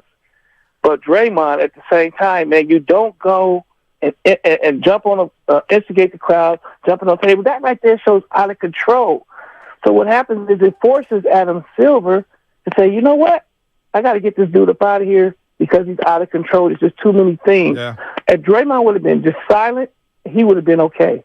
And one key to the game, don't let Steph Curry bring up the ball. Let Dante, so Steph Curry can run around and tire them guys out. Yep. That was a mistake that Steve Curry made. Yep. Thank you. I do think the spacing will open up offensively. Defensively, there's a lot of pressure on Looney to go one-on-one with Sabonis, and I think he's held his own for the most part against Sabonis. Sabonis is getting his numbers, but he's having to work for it. So Loon Dog has to stay out of foul trouble. He has to. If JMG gets dusted off, he's got to stay out of foul trouble. Jonathan Kuminga. Look, he only played 3 minutes and 55 seconds in game number 2. It feels like an afterthought in this series. Here's the deal with Jonathan Kuminga, because he will make mistakes. But if you notice when he plays this regular season, the more he plays in game, the first 10 minutes may be like, oh, dear God, this guy doesn't even get it. But the next 15 minutes, all of a sudden he's like, oh, that's why he's a lottery pick. Oh, he could do things like Ron Artest. He could D up people. He could go to the rack. He could do everything. So Kuminga gets better with playing time. That's why I think it's unfair to Jonathan Kuminga to say, hey, he's not ready to play this series. He's unplayable. How do we know? Well, he got 3 minutes. Ask any player, and I'm seeing a lot of role players come out and explain to a lot of people that maybe don't understand. You don't just come into the game and all of a sudden start balling. It takes a minute or two to get your feeling, to get the pacing down, to find out where you are in that particular game. Like, I know that there's a Jamal Crawford's out there, and there's certain Lou Williams can come in and assert themselves. Those guys are all ball handlers. Right. So they're able to initiate offense. For the guys that aren't, ball handlers, you got to feel your way out a little on these games. And I'm with you. Like, you're going to have to see it. Like, right now, to me, Kuminga's the biggest wild card in the sense that we haven't seen anything from him. And boy, could they use some of his attributes in this series. Athleticism, going to the rack, getting to the free throw line, you name it. The guy gets better in game with playing time. Now, on the flip side, I can hear people say, well, you don't have that time. You could give up a 10-0 run right away. Well, so did a lot of the primary players. Right, exactly. They gave it right back up. I mean, you saw without Draymond on the floor, the final 7 minutes, they were giving up buckets left and right. Yep, no doubt. 888-957-9570. We'll get right back to the lines. It is true. And this is where, again, we're hyper focused on Draymond Green, and I get it. He's suspended. He's popped. He deserves it. I was surprised that he got suspended, but I understand why. Trust me, I do. May not sound like it, but I understand why Draymond Green was suspended. However, I look at the lead up to that play. Those referees are standing right there. Clay's getting his jersey yanked. Sabonis is grabbing an ankle. It should have been, boop, boop, boop, boop, boop, boop. Stop right there. Stop right there. Immediately. Yeah. Immediately. Warriors are getting out running, and we got a dude grabbing somebody's ankle. Not a basketball play. And Sabonis has been whining this entire series, getting away with hooks, elbows, push-offs, you name it. I have not been impressed with Sabonis. I have not. But, them the rules. When the referees lose control early in the basketball game, anything goes and anything flies. That's why I'm not surprised by everything that happened in that game. There's all kind of things happening. Rough play, grabbing, holding. It's a joke. That's why this situation with Draymond, we're going to be hyper focused on the suspension, but we're going to ignore everything to the lead up to it. Well, the one thing I don't want to do is do comparative shopping on all these different plays that happened within the fabric of that game 1, years past. We could take any highlights and isolate them and make whatever narrative you want surrounding them. The number one thing here is like, Dre, dude, you've been in the league for a decade. You can't react that way because it's the reaction that got him the most in trouble, not just the actual stomp, however you want to classify it. And so the caller prior to that one brought up, he would like to hear Steph and Klay Thompson say something to the effect of like, come on, Draymond, you're too important. We need you. Well, do you think that that's necessary? Would he even listen to something like that? Maybe.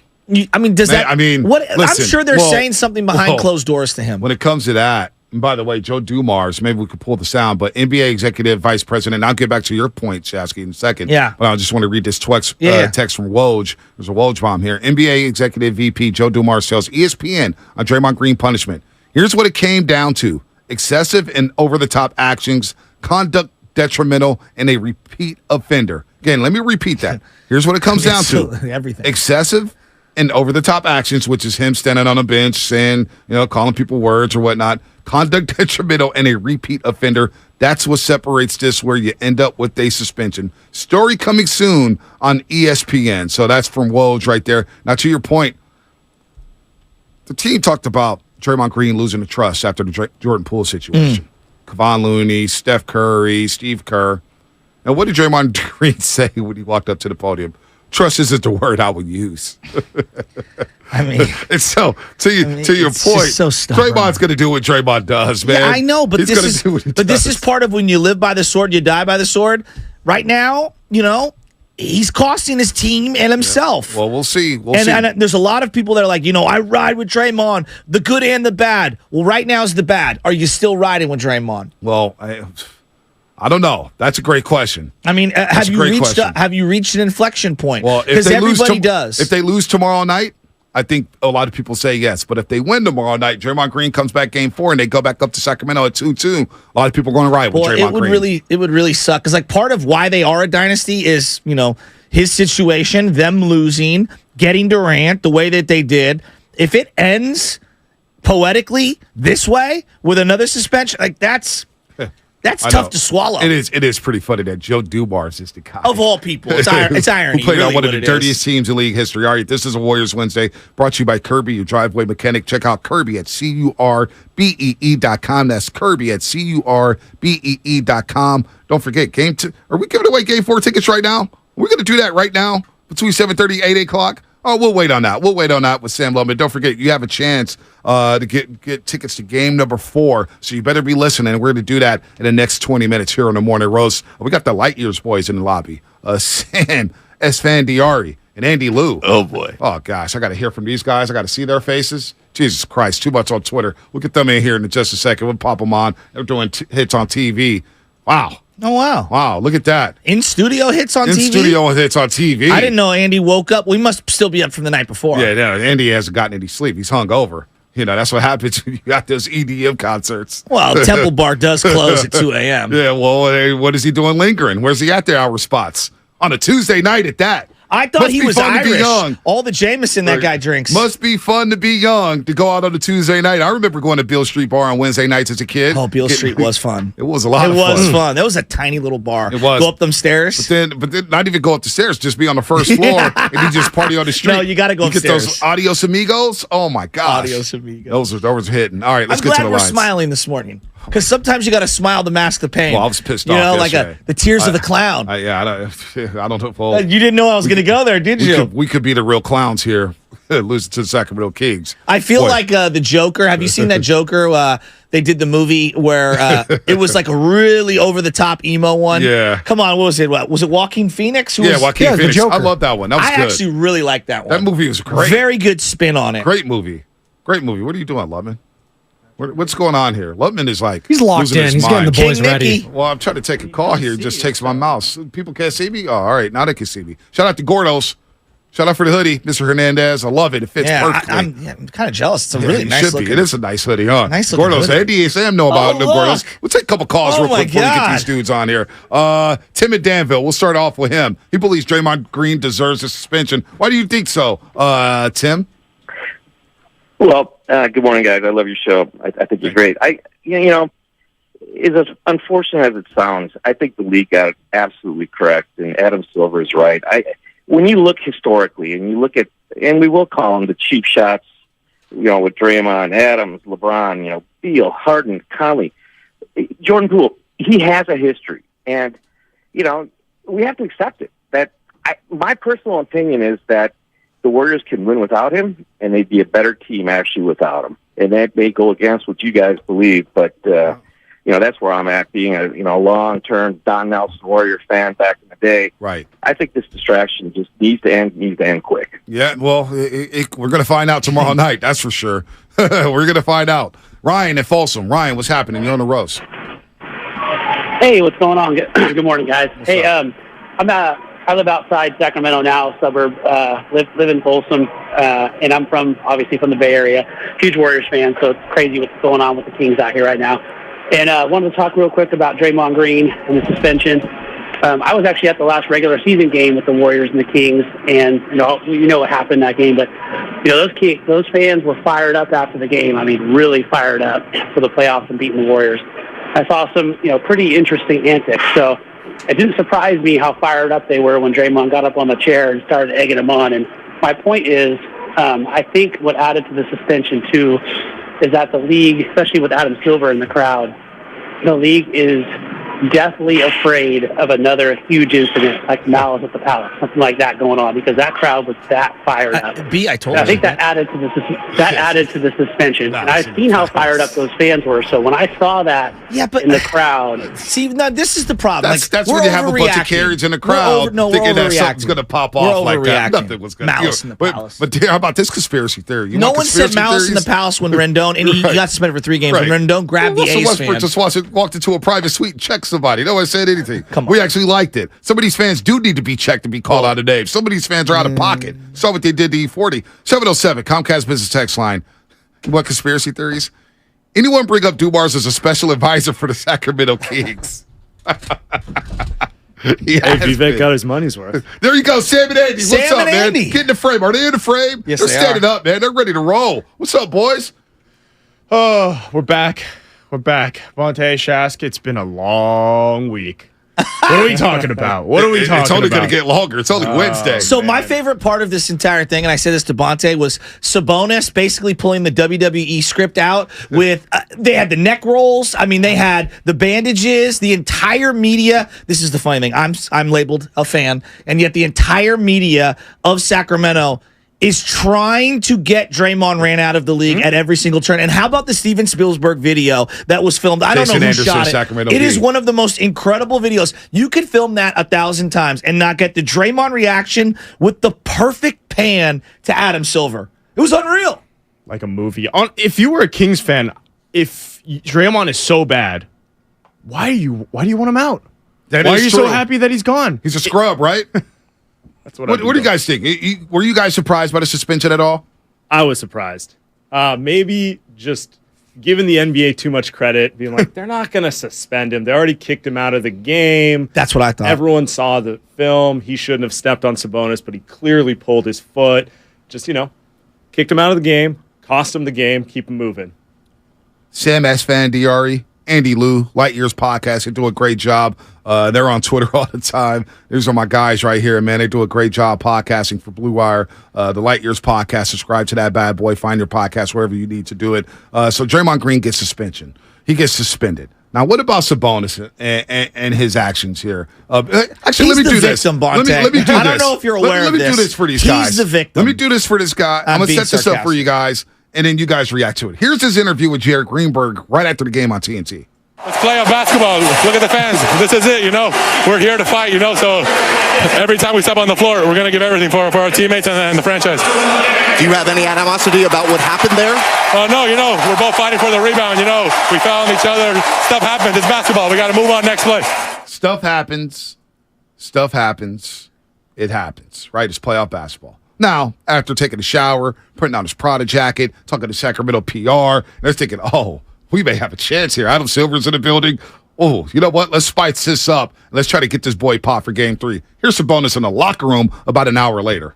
Draymond said that you grabbed or held on to his ankle and he's trying to, did that happen from your I feel vantage like, point? it's the playoffs, a lot of things happen, but at that point, I get pushed, I'm falling on the floor, I'm just trying to protect myself, and then whatever happened. I got pushed, I'm trying to protect myself. Whatever happened.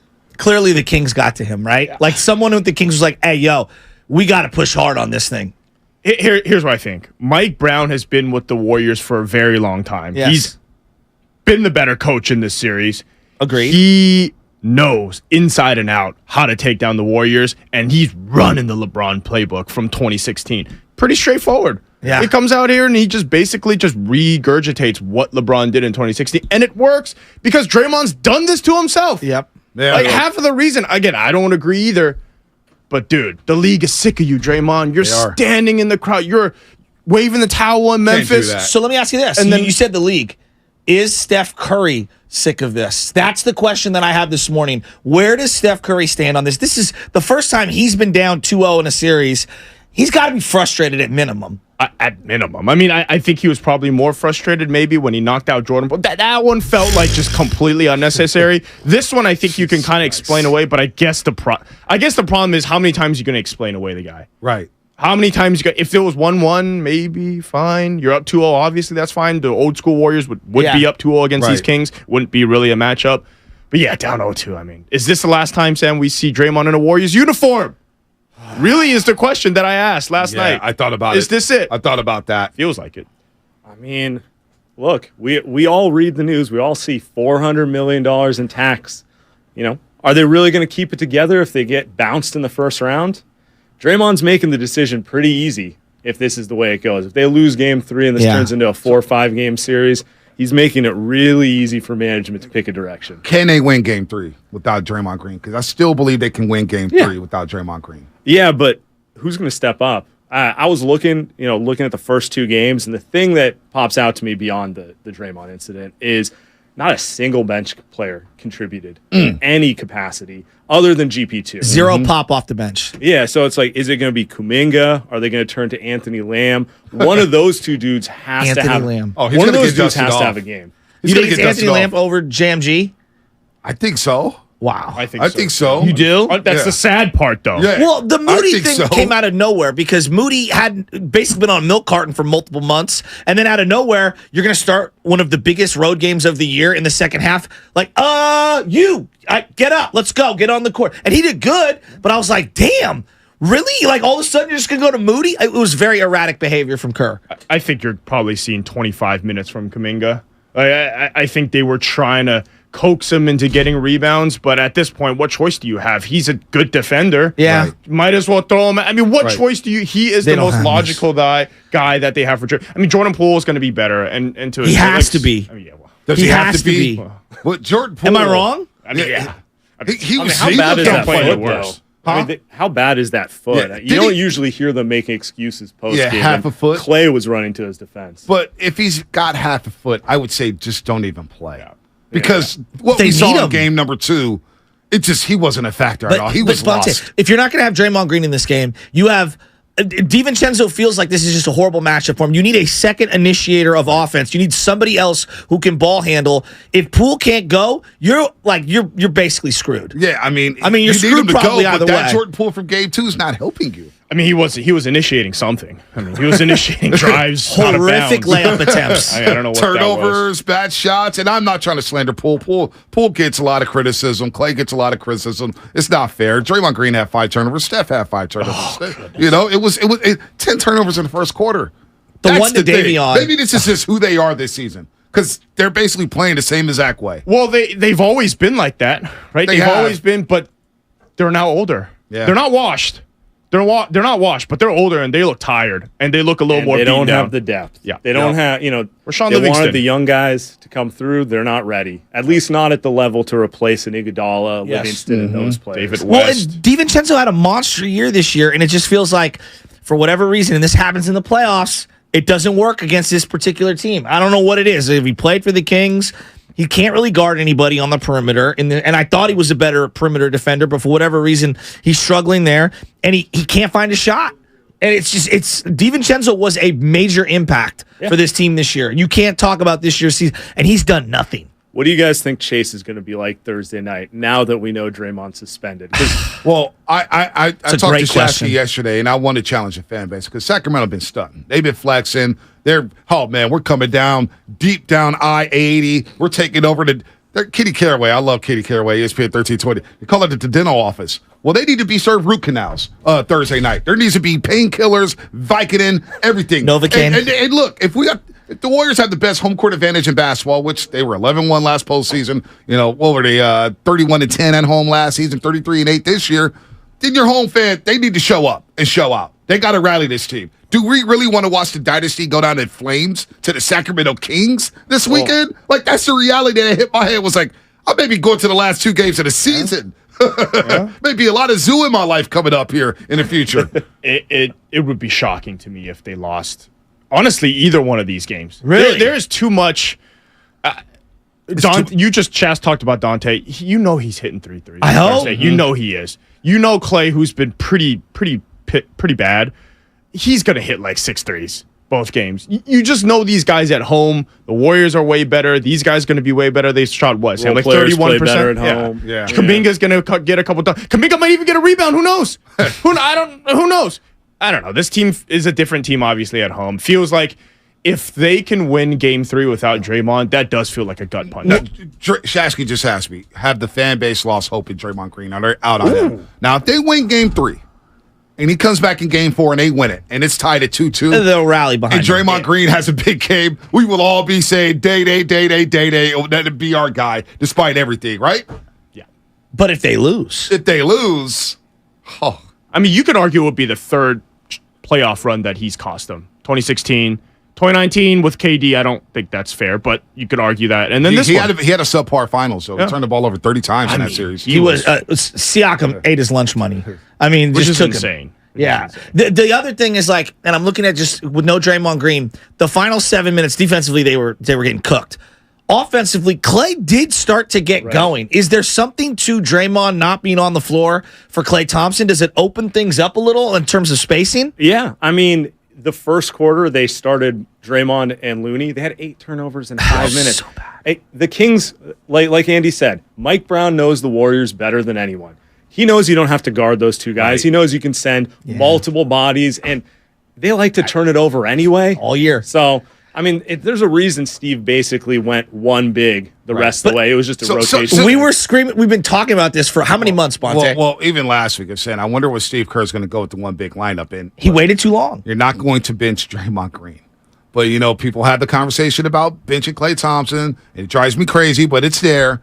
We never had the discussion about maybe benching Draymond Green if you do go to a one big lineup, because at times, like Game 2 of the Western Conference Finals, season ago, the best thing that happened was Draymond getting in foul trouble. Game 4? Yeah, but in this series, Draymond's been better than Looney defensively. Been a bit better than Looney. Yes. I think Looney has gotten the victim of some horrific foul calls, specifically in Game 2. You never see him complain to the officials. And there was the one where Sabonis purposefully hooked his arm underneath him. That just felt so egregious. That third quarter was so frustrating. They don't call anything in the first half. You know exactly what happened. They go into the locker room. Someone tells them you missed 50 calls, and they're trying to do makeup. Oh, my God. Yes. Looney was the one who ended up paying for it. I'd never seen an NBA game where a team was in the bonus a minute and a half into the third quarter. Game. In a playoff game. That game, which Zach Zarba, Courtney Kirkland, and the Greek dude, they were letting everything go. Letting everything go. And it became WWE, and then all of a sudden the Draymond Green situation happens, and one of the biggest plays of the game, 102-101, and Sabonis gets off with a blatant push-off on he just plowed him. You saw it in real time, like, damn, you're going to let them get physical and get to the jersey and push off? Which way are we calling it? But it's not the reason why they lost. But inconsistent officiating, which we talked about all year, it's going to cost them. It does feel like the Warriors are the one that. It feels like they're the one that's playing like it's their first time in the postseason. Absolutely, that's the weird part. Absolutely. How does it feel to have everybody root against your team, the Golden State Warriors? Because everybody's rooting against. It's like the Patriots. That's what happens. Like you become the Patriots, the Yankees. Like I live for that. That's awesome. Man. It's much better being on this end than being the Orlando Magic. You see people's true feelings. You see that pent up anger. It's been sitting there for 8-9 years. He had the Memphis block. Some Memphis dude yesterday quote tweeted a Clay gift like, I wonder if Clay's thinking about the Memphis Grizzlies, something like that. It's like Memphis Grizzlies about to lose to the Lakers in the first round. You're about to get smoked. Why are you worried about the Warriors, man? Memphis, these small market teams, man, they're hilarious, man. Their media and their fan base comes together. That's the only show in town. I get it. You got to ride for them. What you guys got coming up here, man? Going to sleep? Breakfast? What's Monte, I gotta hit the gym, dude. Like, Shaq's got to look at him. Every day, bro. Thank you. I got you. I really appreciate that. Dude, he just made my day. Come on. Let's go. Come on, baby. Let's go. Come on. Talks about it every day. Guy discovered gym at the age of 40. Go figure.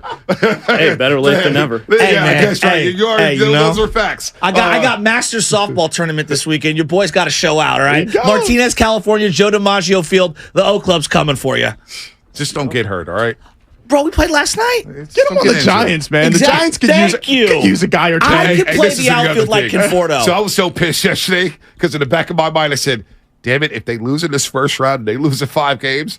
That's what I'm going to have to. It's either Trey Lance, Brock Purdy rumors. No, Andy. Or we're going to do Vanderpump Rules breakdowns with my wife. Jeez. Tell me you're in on that. That's bad. I know Sam is in. Sam is in. Joanna's in. Thank you. If you got a girl, you know. Yeah, she's in. No, he's red. Sam's red. He knows all the ins and outs, man. Damn. You know what is it? Love is Blind? Do I got to Love is Blind? I could do 90 Day Fiancé. I can't do any of that stuff. Yeah, see? Love and I hip will hop. watch college baseball before I watch that stuff, man. I can't do it. I'm sorry, babe. Anyway, Lightyear's podcast in the building. Did you hear that? Sounds like there might be a sound. No? No sound? Oh, no sound? No. All right. What's an injury time? Go get some sleep. All right, boys. Appreciate you guys. Boy, anytime, man. Good work, man. Continue great work. Sam and Andy, Lightyear's podcast. Yeah. Subscribe to the podcast. No doubt about it. Lightyear's on iTunes, YouTube, you name it. Follow them on Twitter, man. They're always roasting somebody, trolling. It's all fun. It's all good. But where we going? We want injury time, bro.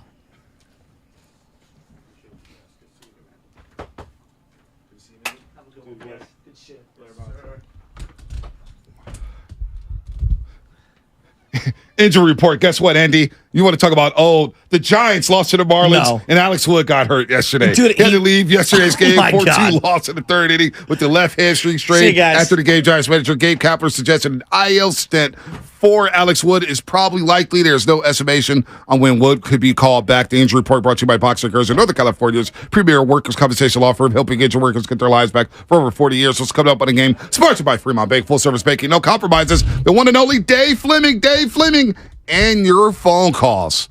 Your phone calls coming up, 888-957-9570. Line them up. Wow. You know what just made my day? Remember I told you guys about a Halloween costume I I was named Dr. Felcher Snatch. I was a gynecologist. This is like 10 years ago. I just got a Twitter account that followed me. Dr. Felcher Snatch. Wow. Life is coming full circle, man. Is that Anna trying to troll you? Nah, she's not trolling. She doesn't troll me. She just comes at me real. What's coming up in the game? Sponsored by Free Ball Bank. Full service banking, no compromises. That's what's coming up. Your phone calls. Dave Fleming. Let's roll. Give your small business one tech solution that checks all the boxes.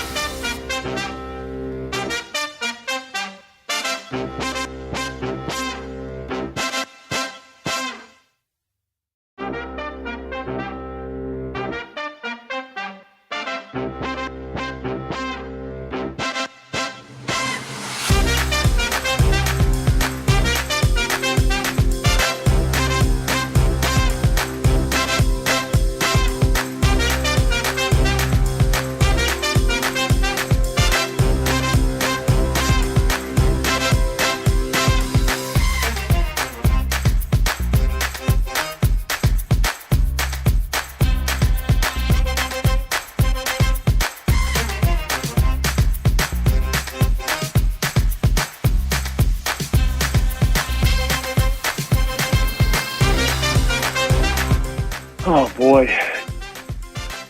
Oh, baby, oh, baby, oh, baby. Good morning here on a Warriors Wednesday. Warriors Wednesday brought to you by Friedman's Appliance. Or wait a minute. Let me get the right read. My stuff is all out of order. It's all out of order. All out of order. Pause. All right. I don't know what it's brought to you by. Morning Roast here, 95.7 The Game.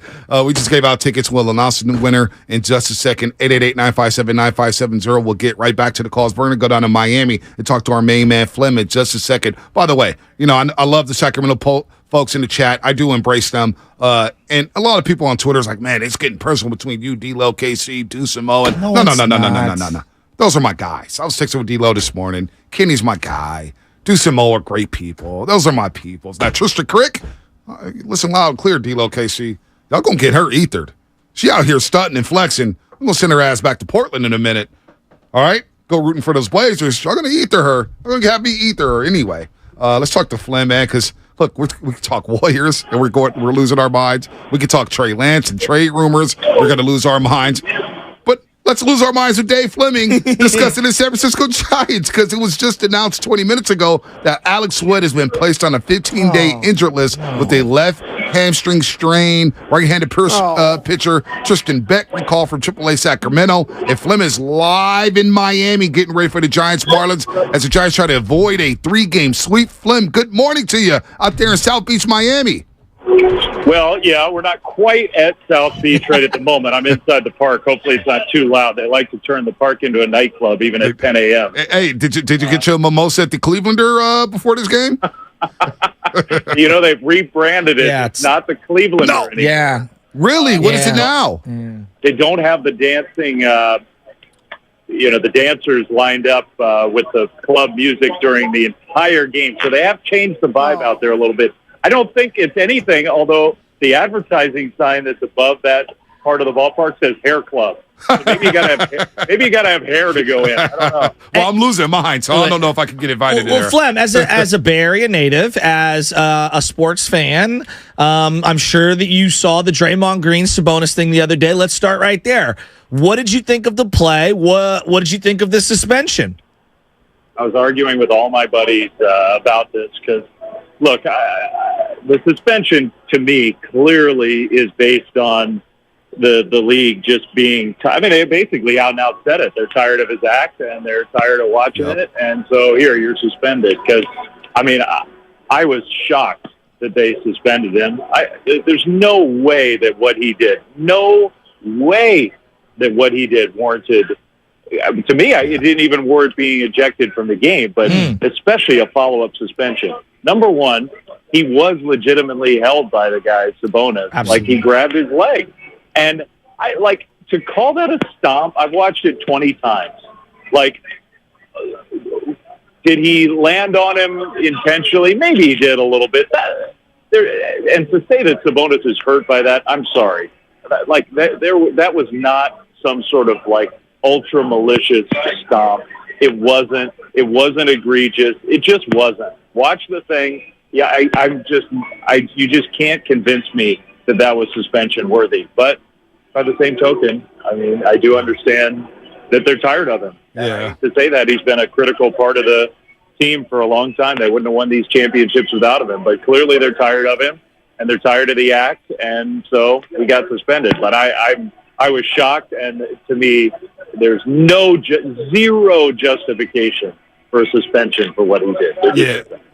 Flem, Shask and I were discussing it, and I don't even think it had anything, because I'm with you. I agree 100% with what you just said there. I think what really happened, though, was when he stood up on that chair on the sidelines and started enticing the crowd. And Adam Silver's there in the building, the commissioner of the NBA, and it was almost like he was taunting them and acting like a full WWE character. And I think that maybe got him popped there, as well as a history. They said it right there in the memo, but right there as well. But I still think they could win Game 3, Flynn, without Draymond Green.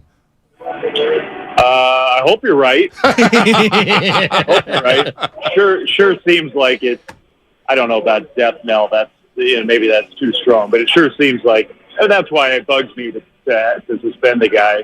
I don't know if it's a series decider, but it makes the Warriors' chances way less than they would have been if they had him for Game 3. Yeah. Let's pivot to the Giants real quick. Last week, obviously, the Logan Webb extension. I'm thrilled for him. He's a competitor. I think it's a below market value when you look forward at some of these free agent and extension contracts. I think it's just a brilliant deal. I'm excited that he's a homegrown guy that wants to be a Giant. I know he's had a rough start to the year this year, but in terms of building a foundation for this team moving forward, I love that Logan Webb was locked up. What were your thoughts when you saw the extension? Oh, me too. Everybody who's been around him loves the kid. He's still got room to grow. To me, that's kind of the exciting part, is he can still get better. He loves the Giants. He loves being here. He's a Northern Californian. Like, everything about it is good. And he earned it. He did. It's not just like good regular season performance. When they gave him a chance in the playoffs, he could not have been better against a monster opponent. I'm really happy for him. And he should be a building block for this team. He is a building block for this team. And he absolutely deserves all of it. So, look, all those deals, you talked about the value of the deal. All those deals are sort of like you share the risk a little bit. A pitcher can get hurt. That everybody understands that. So maybe the player takes some guaranteed lifetime, financial security for giving up a little bit of upside. That's how you make a deal like that. It's a win-win for everybody. Dave Fleming here on the Morning Roast on 95.7 The Game joins us every single week here on the Morning Roast as the Giants try to get a win here. They've lost 4 straight. 2 to Detroit, of course, Sunday got rained out, and then the first 2 games in Miami as they try to get back on track. Hopefully they get Mitch Henniger back soon. I know he started a rehab assignment last night in Sacramento. They just got to get healthy, Dave. What an atrocious start to the year when it comes to the injuries. They got to play Blake Zabel in left field, and we saw how that worked out Saturday morning. Much to his credit, he tried, he played hard, but that was a tough ball to get to there in the 7th inning. They just got to get healthy, Fleming. They just seem snake-bitten, especially the last 2 seasons here. I guess last season and the early part of this year with the injuries. We don't even know who the Giants are yet because of all the injuries. Yeah, and it's, I think it is a fair criticism to say they've been an older team, so you invite more injuries. And I've heard that, and I think there's some fairness to that criticism, but you're right. I mean, right now they're missing. You would say they're 3, the heart of their order, all 3 guys are out, Conforto, Haniger, and Jock Peterson. Slater's a monster against lefties and has the best pinch hitter OPS in the history of baseball. Austin Slater's an incredible weapon off the bench. They don't have that. You're seeing that these last few games where they just can't mix and match the way they want to. Like, I said it on our postgame last night. I've had so many managers tell me that the Giants are really hard to manage again. But the Giants present so many problems because of the way they can use their full roster and mix and match. Right now, the Giants are easy to manage again. They are. Like, you're not worried about pinch hitters coming off the bench. There are pockets of the lineup where there's an easy maneuver for the opposing manager. Here's the guy I want against that. It's just so much easier right now than it usually is. And that stinks. And they can't feel sorry for themselves. Nobody's feeling sorry for them. But they're missing too many of their key pieces. Last night, the bottom of the order, 6 through 9, went 0 for 15 with 10 strikeouts, no walks. I mean, what is that? Number one, you need some better performance, need better at-bats from those guys. But that's when you get exposed by all the injuries that have piled up early, and you're running players out there in combinations that you don't want to have to. It's just the reality right now. All the I know this doesn't make Giants fans feel happier. They're cranky right now. I understand it. But all of the underlying numbers are way better than a 5-11 record would indicate. They have an OPS that's 35 points higher than the Diamondbacks and a team ERA that's a tenth of a point lower than the Diamondbacks. The Diamondbacks are 11-7. They're 5-11. They have a exact replica of the team OPS of the Brewers, who are 13-5, and the Giants are 5-11. Like, the underlying numbers are still supportive of a team that's got talent and could be a good team. But, at some point, forget about that. You got to find a way to win some games. They haven't been doing it at all. Yeah, I mean, David Villar's been struggling. Obviously, Crawford's been struggling, but like J.D. Davis is ripping the cover off the ball. Joey Bart's kind of turning it around quietly. I don't want to jinx anything, but to me, the best player on this team right now, who I believe, he's got a long way to go. We're so early in this year. Thairo Estrada looks like an all-star though, putting the ball in play, running the bases, positional versatility.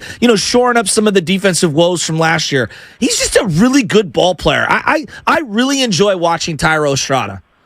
Totally agree. He would be the next guy on the list if you're thinking about, okay, Logan Webb is locked up. This team has a severe lack of young, projectable talent that's at the major league level right now. That's really, really hurting this team right now. Tyro's next in line for the guy you can say, okay, look ahead, not just this year, but the next 5 years, who can be a big part of this franchise. I think Tyro's next on that list because of all the things you talked about. He's going to play shortstop today. Who knows? Maybe he's going to be playing more shortstop as we move ahead in this season. We'll see how he handles that. He does still have some work to do. The defensive numbers are better. They're not perfect. Last night, you absolutely must turn that double play. You must turn a double play in a big spot late in a game where you get a ground ball right to you, and the Giants didn't do it. And that's like, it didn't cost them a run last night. It's cost them a run many times over the last 2 years. That's inexcusable. You have to get 2 outs on that ground ball. And so there's still some things to clean up, but Tyro's playing at a very high level. And I do think you're right. He's got a chance to be an all-star. No doubt, Flynn. We know you got a game to get ready for. We do appreciate the time. We'll talk to you next Monday. Hopefully we have a 2-2 series with the Golden State Warriors, and hopefully the Giants can get back on track. The tone will hopefully be a lot different here in the Bay Area. Flynn, you're the man. Have a good call today. Thanks, Dave. And my last thought, I'll agree with you. They can win Game 3 without Draymond. They can. Let's go. Draymond's going to play better. Kuminga's going to play better. They can win Game 3. In fact, I'll say it. They're going to win. Let's go. That's the positivity I was looking for today, Dave Fleming. We needed that. Have a good call, Let's go, Dave. See you guys. See you later, Dave Fleming. Here on the Morning Roast on 95.7 again. Grant me 30 seconds, and we'll get right back into the NBA. I know it's the hot topic du jour. Hold on. All right, because I know you're freaking out. You're wearing all Giants gear today, which is weird. Actually, I'm not even wearing Warriors gear. People are asking me, where is that at? All right, 30 seconds starts right now. Thairo Estrada plays the game the way I appreciate the game being played. He's not the greatest defensively. I would like a better glove. I would like a better arm. But in terms of putting the ball in play and running the bases the right way and spraying the ball to all fields, I really enjoy Thairo Estrada. We can complain about all the things that the Giants aren't and how many flawed players that they have and X, Y, and Z. Estrada's not one of them. He's one of the few fun guys on this team. Enjoy him. Yep, we are. And I'm enjoying. All right, we got a lot going on here. All right, Anthony Slater. That was Anthony Slater. Thank you. Contest winner, Kevin Couch. Congratulations. Oh, Kevin Who's Couch. going to game number 4 on Sunday, 12:30. Second cousin of Eric Crouch or Tim Crouch? Tim Couch, Kentucky. Eric Crouch. Eric Crouch, Nebraska. Tim Couch. Eric Crouch, Nebraska. Tim Couch, Kentucky. He be blending into the couch, bro. I probably will be tomorrow night as well. May Money actually hit me up. Another May couch. Money says she wants to give you a hug. She's really concerned about your mental. Yeah, I had a couple Anthony friends Slater. text me, blunt, a hug, and a nap. Yeah, you needed that. And a win. Well, I needed that too. I couldn't even sleep yesterday. Anthony Slater, 8:30. Wait. Or not, last night I slept good. I'm talking about after the show. Uh-huh.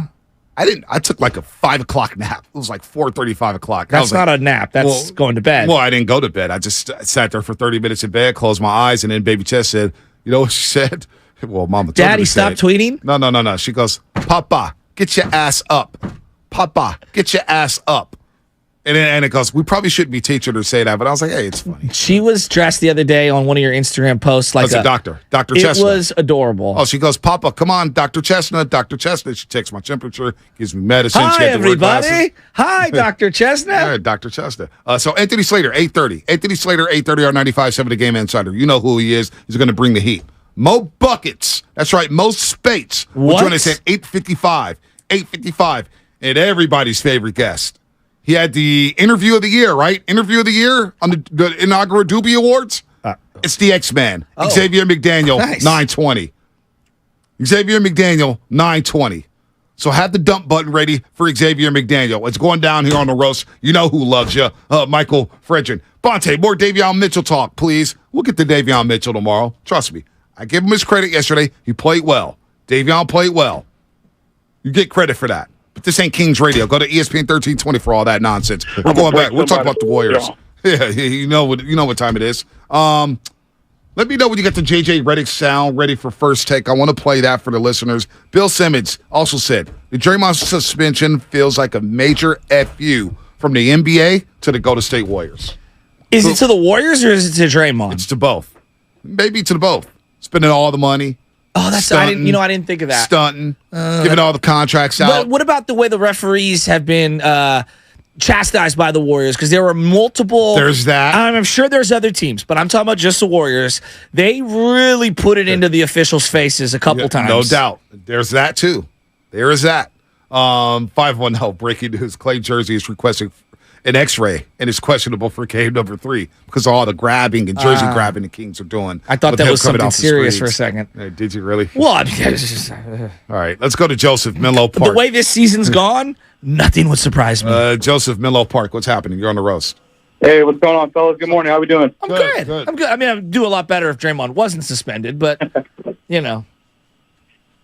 Yeah, no, I got just a couple things just from 2 games into this series, just something that I've observed and just a couple things that are just really bothering in my opinion.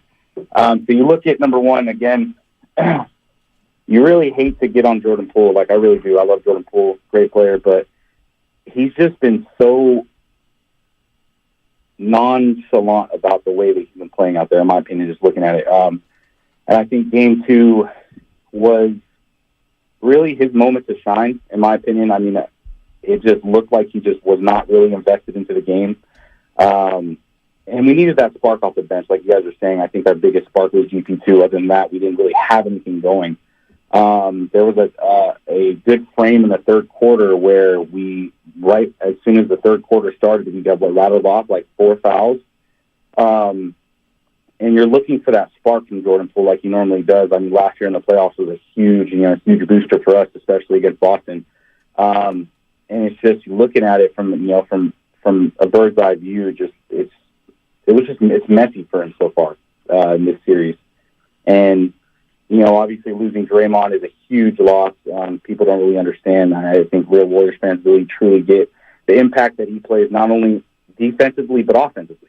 The way that he runs the point for us, the way that he sets the offense, the way that he sets screens, it's so detrimental to lose him. Yeah. And then you look on the defensive side for a team that really hasn't buckled it down defensively. I think we're still trying to find our way, weirdly, later into the season that we are. Yeah.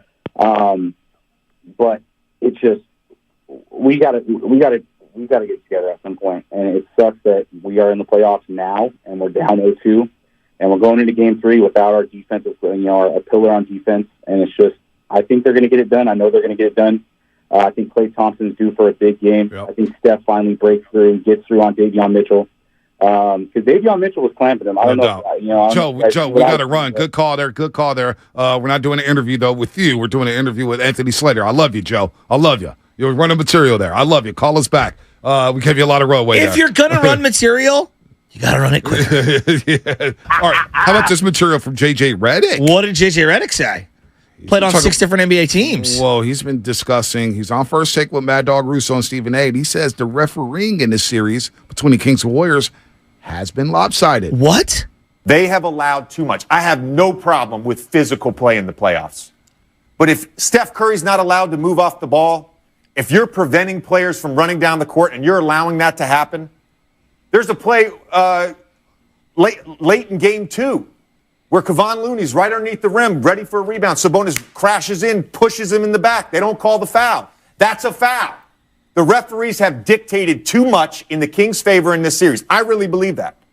And I don't know if it's the home crowd or whatever. I rarely complain about the referees. In fact, I don't even know if I've ever complained about the referees. I think they're great. But if they're going to come back in this series, they've got to call the game the way the game is supposed to be called. Bonte, did we just become best friends with JJ Redick? Get JJ Redick on the show. Book him. Have I not been talking about that specific play for the last 2 days? Yes. That same exact play. In fact, you called me to scream about it yesterday. The same exact play. Blatant push-off by the guy who grabbed the ankle, who got Draymond Green suspended. Well, Draymond Green helped himself get suspended. I don't want to put it all on Sabonis. That play right there, 102-101. Klay Thompson hits back-to-back threes. Now I'm really pissed. Now I'm starting to get pissed off again. And Fox hit a three in between, correct? So it was 102-101. Fox did, but it was 102-101. Yeah. Sabonis pushes off, gets the offensive rebound, lays it back up. Sequence, It's 104-101. Warriors come down and miss. Fox come down, hits a wide open three, 107-101. Now, look, that was referees, a huge three. The officials have not been the reason why the Warriors have lost twice. It's the points to the paint. But the Kings are plus 30 when it comes to points to the paint. The turnovers, the Warriors have committed 37 turnovers to the Kings 27. They've given up 41 points off those turnovers. The Kings have only given up 14. So that's a plus 27 when it comes to points off turnovers for the Sacramento Kings. So plus 27 there, plus 30 when it comes to points to the paint, plus 14 when it comes to second chance points, plus 10 or 11 when it comes to fast break points. And that play right there. After all the calls they made in that game, too, that play right there, I was laughing. I was laughing because it was egregious. Well, they were allowing a lot of physicality in the first half, and it felt like it went completely the other way. Well, it felt like it was one-sided. Yeah, well, one team was allowed to be physical, the other wasn't. Because they started calling early in the third quarter. And I was like, damn, how were the Warriors able to weather that storm? Now I feel a lot better. Game 3. Adam Silver, you know what to do. Make it right, baby. You are in your bag. You want to go WWE? Let's go full WWE. Make it right. I mean, Bonte, you know everything that we say on this show will be, they're going to clip everything. Clipped. I said the yesterday, reporter. tongue in cheek, I said, well, Draymond Green should have aimed higher on Sabonis. In Sacramento, the city ran with that. Oh, Dub Nation, they're talking about he should have stomped on his neck and, he's promoting violence. So on your resume of sports hatred right now, when it comes to you stomping out other cities, you're like Snoop Dogg in New York, New York. Philadelphia hates you. Yep. Dallas hates you. Can't stand my guts. Okay, who else? Memphis. Sacramento. Seattle, they're iffy. Seattle likes me because I go on their shows all the time. Okay, well, that's 5. Anywhere Kansas City likes me because I go on their shows all the time. Okay. The Dakotas love me. I do work in Dakotas. The Dakotas. What else? What other state? Washington, D.C. shows me a lot of love. They do. But other than that, there's a lot of hatred for your boy. A lot of hatred. I probably can't go to Sacramento. Honest to God, I probably can't go up there. Real quick, Mike in North Beach, before we get to Slater. America's Mike, most what's wanted. happening? Just want to say that they love you. That's all that matters. That's it. They love to hate me, Mike. Way to bow down to the king. What's the guy with the Lakers? What's the guy with the Lakers chain on? Lakers. That's what I'm gonna start doing. You love me. I don't know. Let's go, Mike. So real quick, guys. So there's only 4 ways the NBA can directly impact a team's success: officiating, schedule, cap rules, and player ejections and suspensions. And so far this season, lowest free throw differential in the NBA, most back-to-backs in the NBA. The new CBA rules hurt the Warriors the most of any team, and then the Draymond ejection last night. Yep. Wow. Well, here's the thing, too, and it's interesting to me. Now it's not so much of a conspiracy. Joe Dumars, who popped this suspension, I know we got to run. A Kings executive from 2019 to 2021, personal relations with the owner and the GM, and Sacramento went up there and bitched and whined all damn day about Draymond getting popped. Joe, do us a solid. Do us a solid. Things are really getting fishy. Well, the irony of Dumars when his entire team that he played with and his whole entire legacy. Former Kings executive. I mean, come on. Personal relations with the owner and the GM. You're one of the most dirty teams of all time. Sacramento knew exactly what they're doing after that game. And you know what? Draymond's got to be better. Again, he's got to be accountable for this. You know, Draymond's got to be better. All right, get my. If you'd like to make a. Oh, I like it. I like that. We got jailhouse calls. What's going on? No. The jailhouse calls. Would you like to accept this collect call? Yeah. From who? It's your partner, man. What I thought it was from Barry. Oh, look at you. Anyway, what's going to open the game? Break. All right, Lutman. We're going to the E41 love after this. Break. It's coming up on the game. Sponsored from the by Fresno Kirby. County Jail Cell. Hi, welcome to the IKEA Earth Month sale. We want to help inspire you to live a more sustainable life at home. Oh, How? We've got savings on faucets that can help conserve water, energy-efficient appliances, and more. It's good for your home and your wallet. Yeah, that sounds like a lot of good. And with all the offers from our spring sale...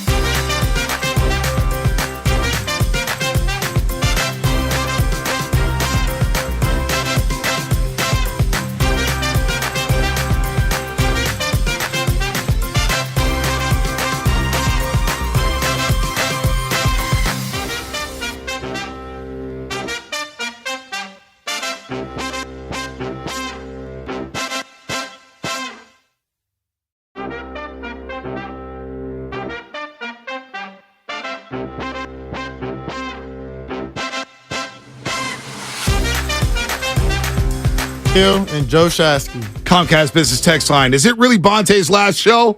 You got your hopes up. No, it's not, buddy.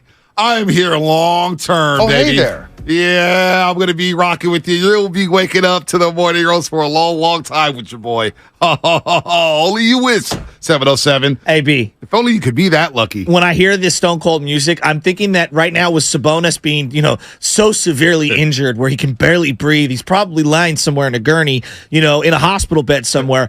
They need to have Draymond Green, like Stone Cold Steve Austin did, go and visit him in the hospital with flowers and then attack him in the bed. I mean, this is a WWE series. This is not basketball anymore. I thought you were going to go with Draymond Green is going to wait for the team to go off for pregame warm-ups, and then the PA announcer I was going to just crank his beat up and chase it or Sunday 12:30, and Draymond just walks out a tunnel and he spits out a can of beer like, let's go. Or maybe it's a puff of weed. Who knows? I don't know. Whatever you want to do. Anyway, by the way, this is so random.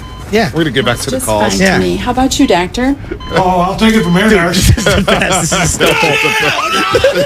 That is the best. The best scene with Steven. And I'm sorry. The scene with him and Booker T was the best. It was the best. And then what did he say? He was on the check stand. No, check out on aisle 9 or something. Clean up on aisle 9. That was one of the greatest scenes in wrestling history. And Booker T sold the hell out of it. Oh, dude. He sold the hell out of it when he was laying there on the check stand. The Attitude Era is the best era, right? Raw as War? Yeah, Raw as War was sick. By the way, a random tweet for your Oakland A's. How about, people saying, you want more A's talk? Talk more A's.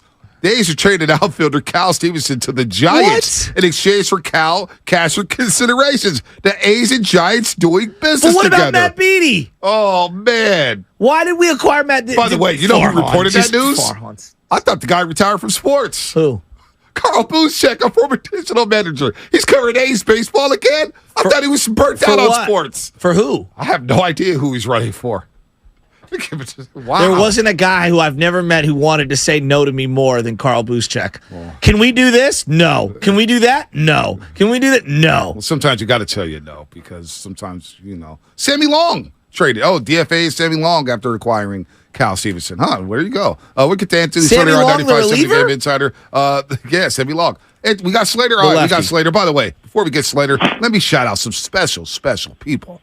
Very special to the morning roast. Why is that? Tatiana at Mills Surgery Center. Oh. And Conrad Arenas, who is a firefighter in Hayward. Oh, nice. Husband and wife both listen to the roast every single morning. They said they can't get enough of us. And we found out about them how? Well, just the streets are talking. Well, I heard that our boss had knee surgery, foot surgery, leg surgery.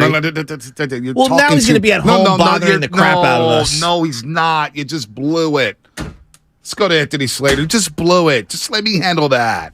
Just blew it. It's supposed to be special. Slater should only be on for 3 minutes. I have no idea. Slater. Draymond Green suspension. Good morning. What's happening? Hello. Hey, hello. How are you guys? Did you keep You're handling this all very well. Yeah, I know. You know it, right? Did you keep the baby up with writing stories at 8:38 p.m.? We're watching Suns, Clippers, KD, Kawhi going at it. Russell Westbrook. Was the baby offended with Draymond? Was the baby up when you had their type and doing an emergency podcast about the Draymond Green suspension in game number 3? No, he's been snoozing good. He's been good. Nice. So, were you surprised at the suspension? Let's start there. Yeah, I mean, it seemed like throughout the day that the indications were it was trending towards probably like fine. He'd probably, I guess, escape a suspension, but I mean, the league decided to drop the hammer, and it came late in the day, right? That could have come earlier in the day, so I think there was a lot of dialogue behind the scenes, different discussions with parties involved, and they put Joe Dumars' name on it, which is obviously an interesting name for several reasons. I also think the fact that Adam Silver was in the building when he was doing what he was doing to the crowd, it felt in some ways like maybe Silver thought he was also doing it to the league a little bit, right? Right. So real quick, Shasty, sorry. So they released a report yesterday through the NBA Communications Twitter page, and they put Joe Dumars' names, as you mentioned here. It was announced today by Joe Dumars, Executive Vice President and Head of Basketball Operations, that the suspension was based on Green's history and unsportsmanlike acts. Now, you bring up Joe Dumars, and you say it's interesting for several reasons. One, I saw your tweet last night where you basically said that Joe Dumars was a longtime mentor of Draymond Green's. Obviously, Joe Dumars won the 2 straight championships with the Pistons back in the late 80s, early 90s, but also because he was a Kings executive from 2019 to 2021 and close to the owner. Is that what you're referring to, Anthony Slater? Yeah, of course. I mean, look, like the league has to understand optics in the situation. Obviously, Joe Dumars was connected to the Kings. This is the job he left, to replace Kiki Vandeweghe, which I'm sure people remember that name from the 2016 decision. He left the Kings. So that's one layer. But again, the other layer is the one I mentioned that should be known here. I mean, this is like, go, Google Joe Dumars and Draymond Green. Like, he references them regularly. Like, this is one of Draymond Green's, like, biggest mentors from, like, childhood, basically, pre-draft. I mean, we're talking about a bad boys Pistons. This is one of Draymond Green's heroes in a lot of ways. That is the one, like, kind of, I guess you would say, as the lead decision maker, although I do think Adam Silver was very involved. So I don't think there's a bias, but obviously, optically, both of those things being involved in Joe Dumars' background is kind of interesting. So, we'll get back into the Draymond portion of this. I find it interesting, the pivot from the Kings, Sabonis in particular. He went from being, it's a basketball play, to going into the locker room, obviously talking with others, to all of a sudden coming out basically WWE style with the neck roll and them, doing x-rays and everything. Like, they were laying it on thick. I mean, this was Vermont first press syrup that was laid on thick here, because it feels like the Kings were begging for this one. Am I reading that wrong? No, you're not. I mean, obviously, you leaked the X-rays. He waited. He talked to like midnight. I was in the Kings locker room. He talked so late, way after the game, and obviously, even Mike Brown on the podium, kind of, pushed out a little bit. Like, wonder what the league you might do, just to push the idea of it out. But the reality is, like, smart by the Kings. Like, they want to win this series, right? They're up 2-0. They got the Warriors on the ropes a little bit. They know what type of counterpunch is probably coming in San Francisco Thursday night. No Draymond Green means whatever extra percentage that they're going to win this series. Like, should the Kings not want Draymond Green? No, it's good gamesmanship. It's a smart move and played well. It's good gamesmanship. Yeah. No, it is. And, I don't know how much of it that played into it. I think this is a little bit more about the league versus Draymond Green than the Kings versus Draymond Green. But I just think that the Kings try to help it along a little bit. What do you think the perception inside the locker room, Steph, Clay, etc., what do you think they're feeling this morning? Well, again, I was chatting with plenty of people in the locker room post-game, and they thought they scoffed at the idea that he would be suspended. They thought that Sabonis instigated it, and that was made clear when they gave Sabonis a technical for the ankle grab, and also that the ejection was plenty of penalty because he missed the 6 most important minutes of the season. So I know, are going to, there was a lot of surprise organizationally, players, coaches, everybody yesterday that he was suspended. So I think that's one layer of it. But I think what you're also asking is, Draymond Green, who, in many ways has done this before. There's probably got to be a little bit of an eye roll at the fact that he's kind of put the Warriors in position again here to have to play without him in a key moment because of some extracurriculars. No doubt. Anthony Slater here on the Morning Roast on 95.7 A Game. This is a Warriors Wednesday brought to you by Kirby, your driveway mechanic. Check out Kirby at CURBEE.com. That's CURBEE.com. Slater covered the series as it shifts to San Francisco tomorrow night. Game number 4. We'll get into the game. Well, let's get into the game now. All right. We have no idea who Steve Kerr will start. I was a little surprised with the starting lineup on Saturday or Monday night in game number 2. But obviously, guys need to step up. Jordan Poole, Dante DiVincenzo. But it may mean also more minutes for Moses Moody and Jonathan Kuminga. How are they feeling about Kuminga? Because some people think he's unplayable. He only played 4 minutes Monday night against the Kings. Is that what we're looking at here? 20 minutes for JK? They're figuring that out today because, again, texting and talking to people last night when this suspension came, this really did surprise them. So, they weren't preparing for having to make the starting lineup decision. So, I assume that's going to be the coaches' meeting today and the practice today. But Kuminga, to me, has always been a much more effective player when you give him 25 guaranteed minutes. When he goes into a night knowing, like, look, I'm playing a lot tonight. Yep. He's just more engaged, focused. When it's like, hey, you're going to get 4 minutes each half, maybe. He's just like comes out there a little bit, lost. Right. That's just how he is. So yeah, I do think that's one intriguing option. But in this series, he just hasn't defended well, and some of the Kings' actions, and he's not rebounding. I know that's something Steve Kerr continues to mention. And I thought it was interesting when Draymond gets ejected the other night. It was Moses Moody who he went to. Right, that was the guy who subbed in for him, which that was an out of nowhere addition to the rotation in that second half. So I think there is a chance, because Kirk clearly believes that Moody's style of play fits this series, that you see more Moses Moody. And then the other option would be if his ankle is feeling right, which we don't know with Jordan Poole, but if it is, one of the things they've done in the past is just like plant Poole in the starting lineup and try to supercharge the offense. Maybe you do that because you got to get him going. No doubt. You have to get him going. 1 of 7 in game number 2. He was MIA in that basketball game. But I want to play this from you. We just played it last segment here with Shasky. J.J. Redick off first pick. I don't know if you've heard this yet, but here's J.J. Redick on the officiating. Then I want to ask you if there's any validity to what J.J. Redick had to say. They have allowed too much. I have no problem with physical play in the playoffs.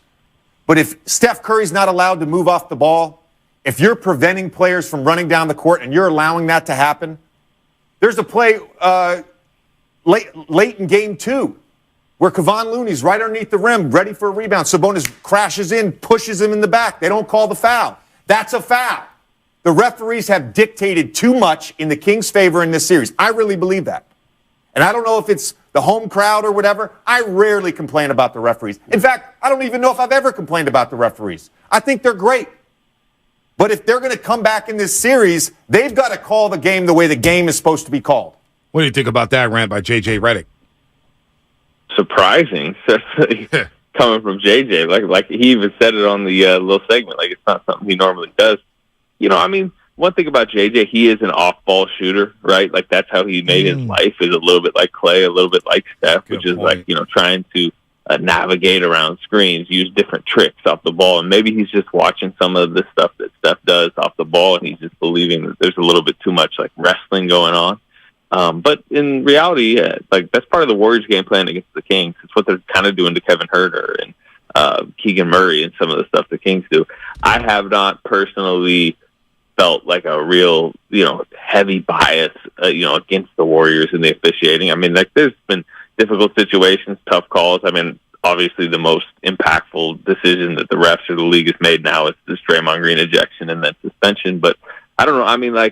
You guys have been watching. Have you felt some, heavy tilt towards the Kings? Well, the beginning of that third quarter I thought was a little suspicious. I don't think I've ever seen a game where there's 5 fouls in a minute. It was a little wild. And maybe a couple of them were a little bit more touch foul. Right. But the Warriors are Kings are playing really physical, and the Warriors this is what they do. Yep. The Warriors led the league in fouls this year. Yeah, that's true. They reach. They do reach a lot. So, Anthony, on that same note, I've seen a lot of people come at me and Bonte in messages and tweets and things like that. And this is their insinuation. And I'm not sure I subscribe to this, so bear with me here.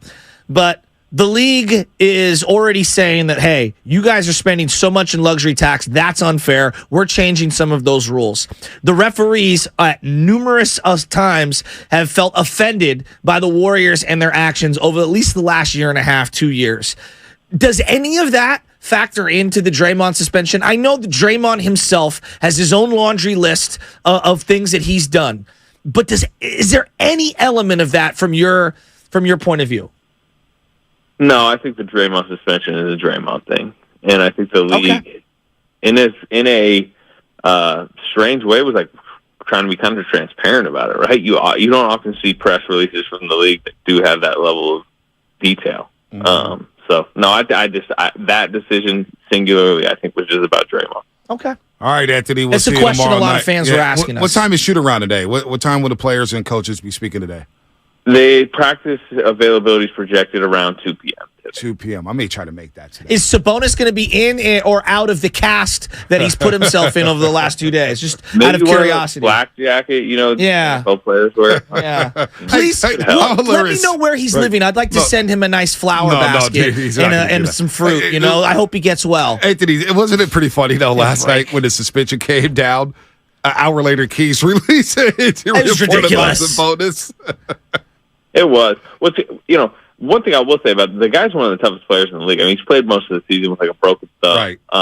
But yeah, obviously there was a level of like theatrics involved to reach a result that was reached. So, hey, Kings are like you mentioned the gamesmanship or the schematics on the court or the X's and O's of the series.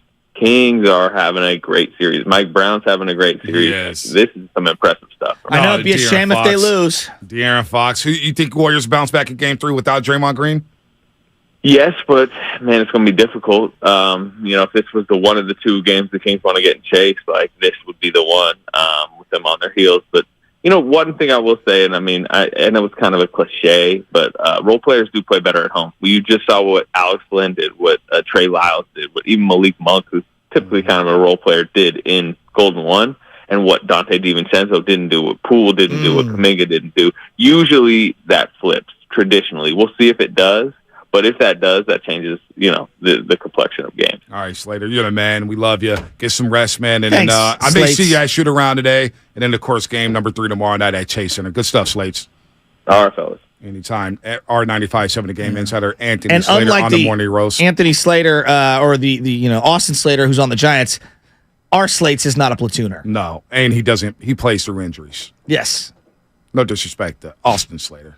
But I mean, I on the swear to totem God, pole of pay, look, no disrespect to Austin Slater, but I take Anthony Slater over Austin all day long. Yeah, I think we all do. I mean, he's an MVP candidate. Doesn't Anthony platoon between the Warriors and the Kings? Well, I mean, the Giants are already platooning broadcasters, but that's not for today. You should have let us say that. Yeah.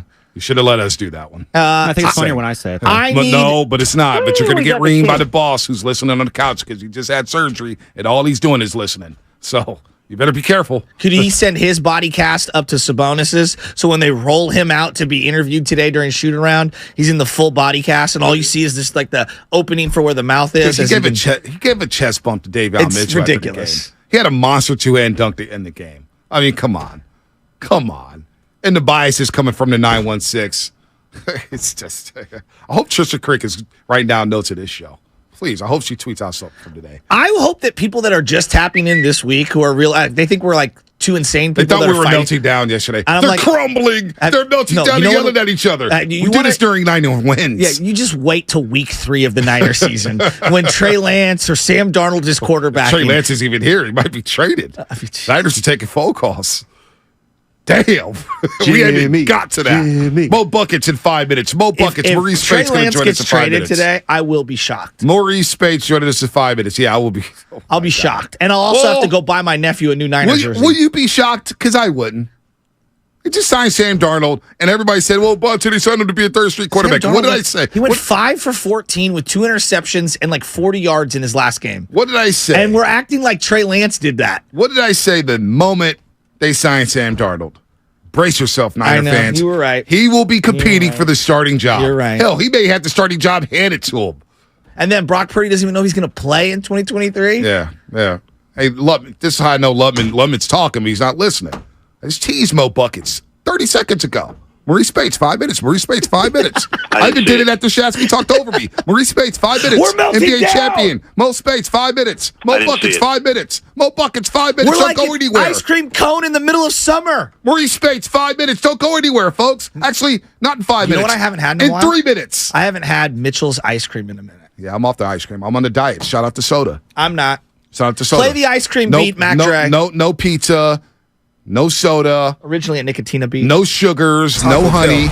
So damn good. No Taco Bell. By the way, Michelle does not like the Taco Bell slander on this. Not from you. I love Taco Bell. She thinks that Taco Bell is, for fast food, it's one of the top-notch ones. It is the best. And she's with you, Bonte. But you know what's helped my 100%. diet? I know when I'm going down the block, okay, there's a Taco Bell there. Let me turn to the right and take the long way. And I not had even a drive deluxe by. craving box yesterday with the nacho fries with the grilled cheese burrito. I had all that. That was like 5,000 calories. Trust me, after yesterday's show, I was so pissed off. I said, I want to make myself happy. And I slowed down when that Chick-fil-A, shout out to Susanna up there, ceremony. I slowed down. You slowed down? And I did you veered put to the blinker right. on? Dude, I put the blinker on, and I got to the right lane. You went from the left lane all the way over to the right lane? And you were that guy. And that exit was coming up, said, nope, going to go straight home. Nope, not going to do it. Going to stay disciplined. The ice cream man. I'm going to stay disciplined. All right. Calls. Let's fight these calls out before we get to Mo Buckets in 2 minutes. Bring it. Garrett, Sacramento. Garrett, what's happening? Bonte, what's going on, man? Hey, this just all feels like the passing of the torch. Draymond getting suspended, the dynasty coming down. Bonte, you're going to be smoking that loud pack tomorrow. Kings, we're smoking on the Warriors pack, baby. Get out of here. Your ass is getting beat tomorrow, baby. Warriors are winning. Sounds like he's on fentanyl. Mitchell, San Jose, what's happening? Warriors are winning tomorrow. Mitchell, San Jose, what's happening? What's up, Mitchell? Is there actually a rule that they can give Draymond a suspension based on his history? Well, they made the rule up They now. created It's it. a rule now. Yeah. It's a rule now, buddy, and you got to live with It's like it. the Matrix. If you could think it, it can happen. That's what I'm saying. That is totally arbitrary, and it's just because it's the Warriors. Yep. That's it. It's not because it's any other team or any other player. It's just because Draymond. And how are you going to do that if it's not in the rule books? That's literally against the rules. If Draymond would have stomped Sabonis, a stomp, because I know what a stomp is. I've seen dudes get stomped. All right? Remember my sophomore year, I'm not going to name names. Dude got stomped and his nose got broken. All right? If Draymond really stomped Sabonis, there would have been a cracked rib there, not a bruised sternum. Hey, guys, haven't you ever finished a game and you're on adrenaline and all of a sudden, you realize after the game the adrenaline goes down and then you're really, really injured? I've seen dudes get stomped out. It's not a pretty sight. All right? Well, if that's the case and he's truly injured, he should be really legitimately questionable for this game. Yeah, and he's not. And there's not a person in the world who doesn't think Sabonis isn't playing. He's playing tomorrow. And you know Vallejo. what? If I was Looney, first play of the game, elbow right to the chest. Yeah, why not? Luke Vallejo, real quick before we get Mo Buckets and on. now, watch it. Now I'm going to get in trouble. I'll get thrown into jail. I might be suspended for game 3 for just saying that. Luke let's go. Let's go, Luke Good morning, y'all. Just want to say I'm going to be there tomorrow, game 3. It's going to be 420. We're going to be lit. Draymond's going to be watching from home screaming because he knows we're going to take this dub. We just need our fans to really surpass that Golden One level because you know what? We have the best fans in the league. And we need to show it tomorrow. No Go doubt. Warriors, love y'all. I think the Draymond suspension might be a blessing in disguise from the 5-1-0. I've wanted more of Jonathan Kuminga all series. Well, we're going to see it. What do you think of that? We will see it. I think Kuminga deserves more time. I don't think we can make some proclamation that he's unplayable based off of 3.5 minutes. We've seen all season long. When Kuminga plays, the more he plays, the better he gets. In game, over a course of 2 weeks, he gets better. He starts to figure it out. He's going to make a couple mistakes. Now, you can also argue and say, well, those mistakes may cost you a playoff game. I get it. Damian Lee almost cost the Warriors game 2 against the Mavericks last year. Remember that? Damian Lee lost his mind. Curry with the Moody in the third quarter. Draymond got into foul trouble. Looney played well in that third quarter. They rallied from a 20-point deficit, and they win that game. They'll go up 2-0 in that series, and they did not look back. If the roles were reversed in this situation, I'm seeing this from the 5-1-0. I'm asking you, B. Draymond's the one who's falling. He grabs. He's the one who clutches the ankle. Sabonis steps on him. And let's just say that Sabonis is the one that does all of the theatrics. How does that land on the NBA's desk? I still think Draymond's in trouble. I think Draymond still may be thrown out because of what they said in the memo. Yeah. They said they made this decision based off of prior actions, based off his history. So Sabonis stomps Draymond. Everybody, Sacramento fans would have said, well, Draymond Green initiated, he grabbed his ankle. He has a history, he grabbed his ankle. Sabonis wouldn't have reacted if Draymond didn't grab his ankle. What we say the same thing about Draymond Green, it's Draymond Green's fault. He's got to be smarter than this. Based off a push off of Klay Thompson. So everybody's biased. Everybody's biased. If you're wearing Warriors gold and blue, you're going to be biased. If you're wearing Kings purple and black, you're going to be biased. It is what it is. It is what it is. Let's go to Tristan and Temecula. He's gone now. Now the Warriors got to figure out how to win the game because if they... Oh, we got Mo? Yeah. I didn't know we had Mo. Mo Buckets. NBA champ Mo Buckets. Mo Speights here on the Morning Roast on 95.7 The Game. What up, Mo? What's good? Man, we're just trying to fly by and kill some time before game number 3 tomorrow night at Chase Center. When you heard the news yesterday with Draymond Green, your former teammate, a guy you won a championship with, what did you think of the ruling to suspend him for game number 3? I feel like it was kind of BS. I feel like it was kind of BS because of the situation. But I think all the other stuff will happen after probably did him in. Region to it. What'd you think of Sabonis grabbing Draymond's leg there? That was bull.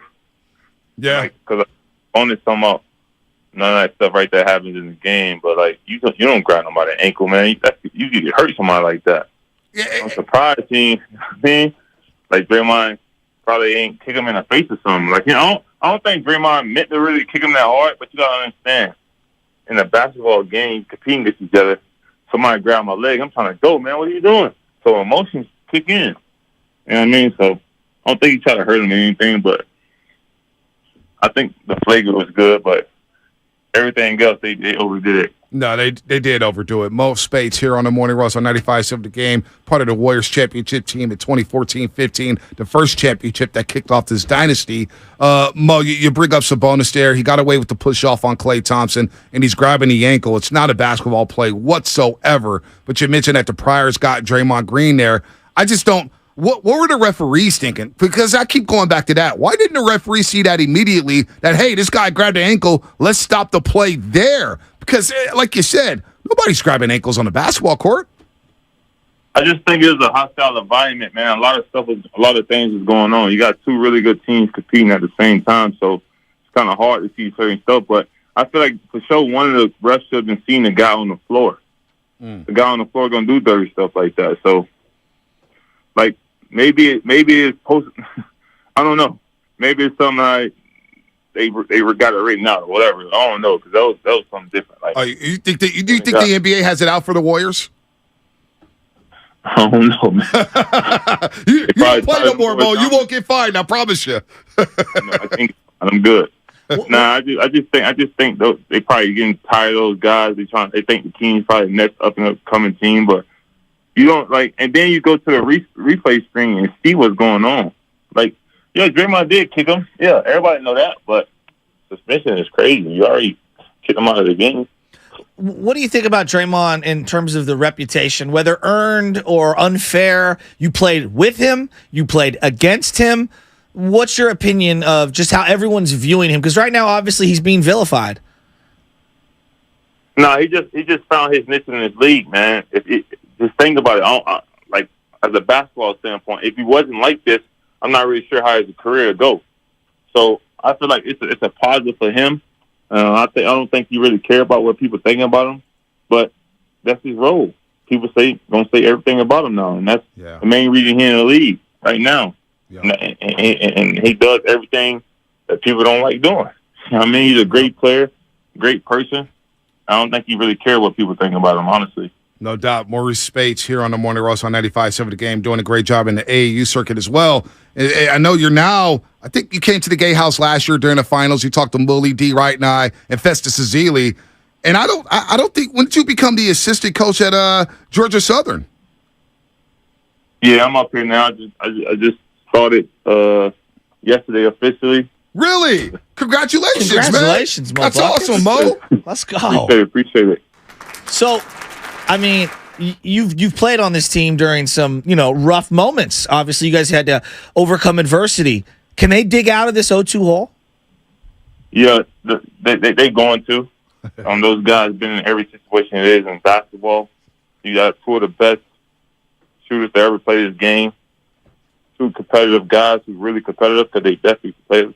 So I know that Chase isn't going to be rocking tonight. So good luck to the Sacramento guys. It's going to be a good game. Yeah, some guys not going to lay down. I know the Warriors not going to lay down. They're going to come up firing because the series not over until it's over. Especially with those guys, they could explode any time. So it's like a time bomb, just waiting to explode. No doubt. Hey, Mo Buckets, let me say, I know you're the assistant coach at Georgia Southern. You'll probably do some recruiting. City College of San Francisco. Put them on your radar. Yeah. The best JUCO in the nation. They got some ballers for you down here. We can send them boys down to Georgia, man. You can whip them up in shape and get them right.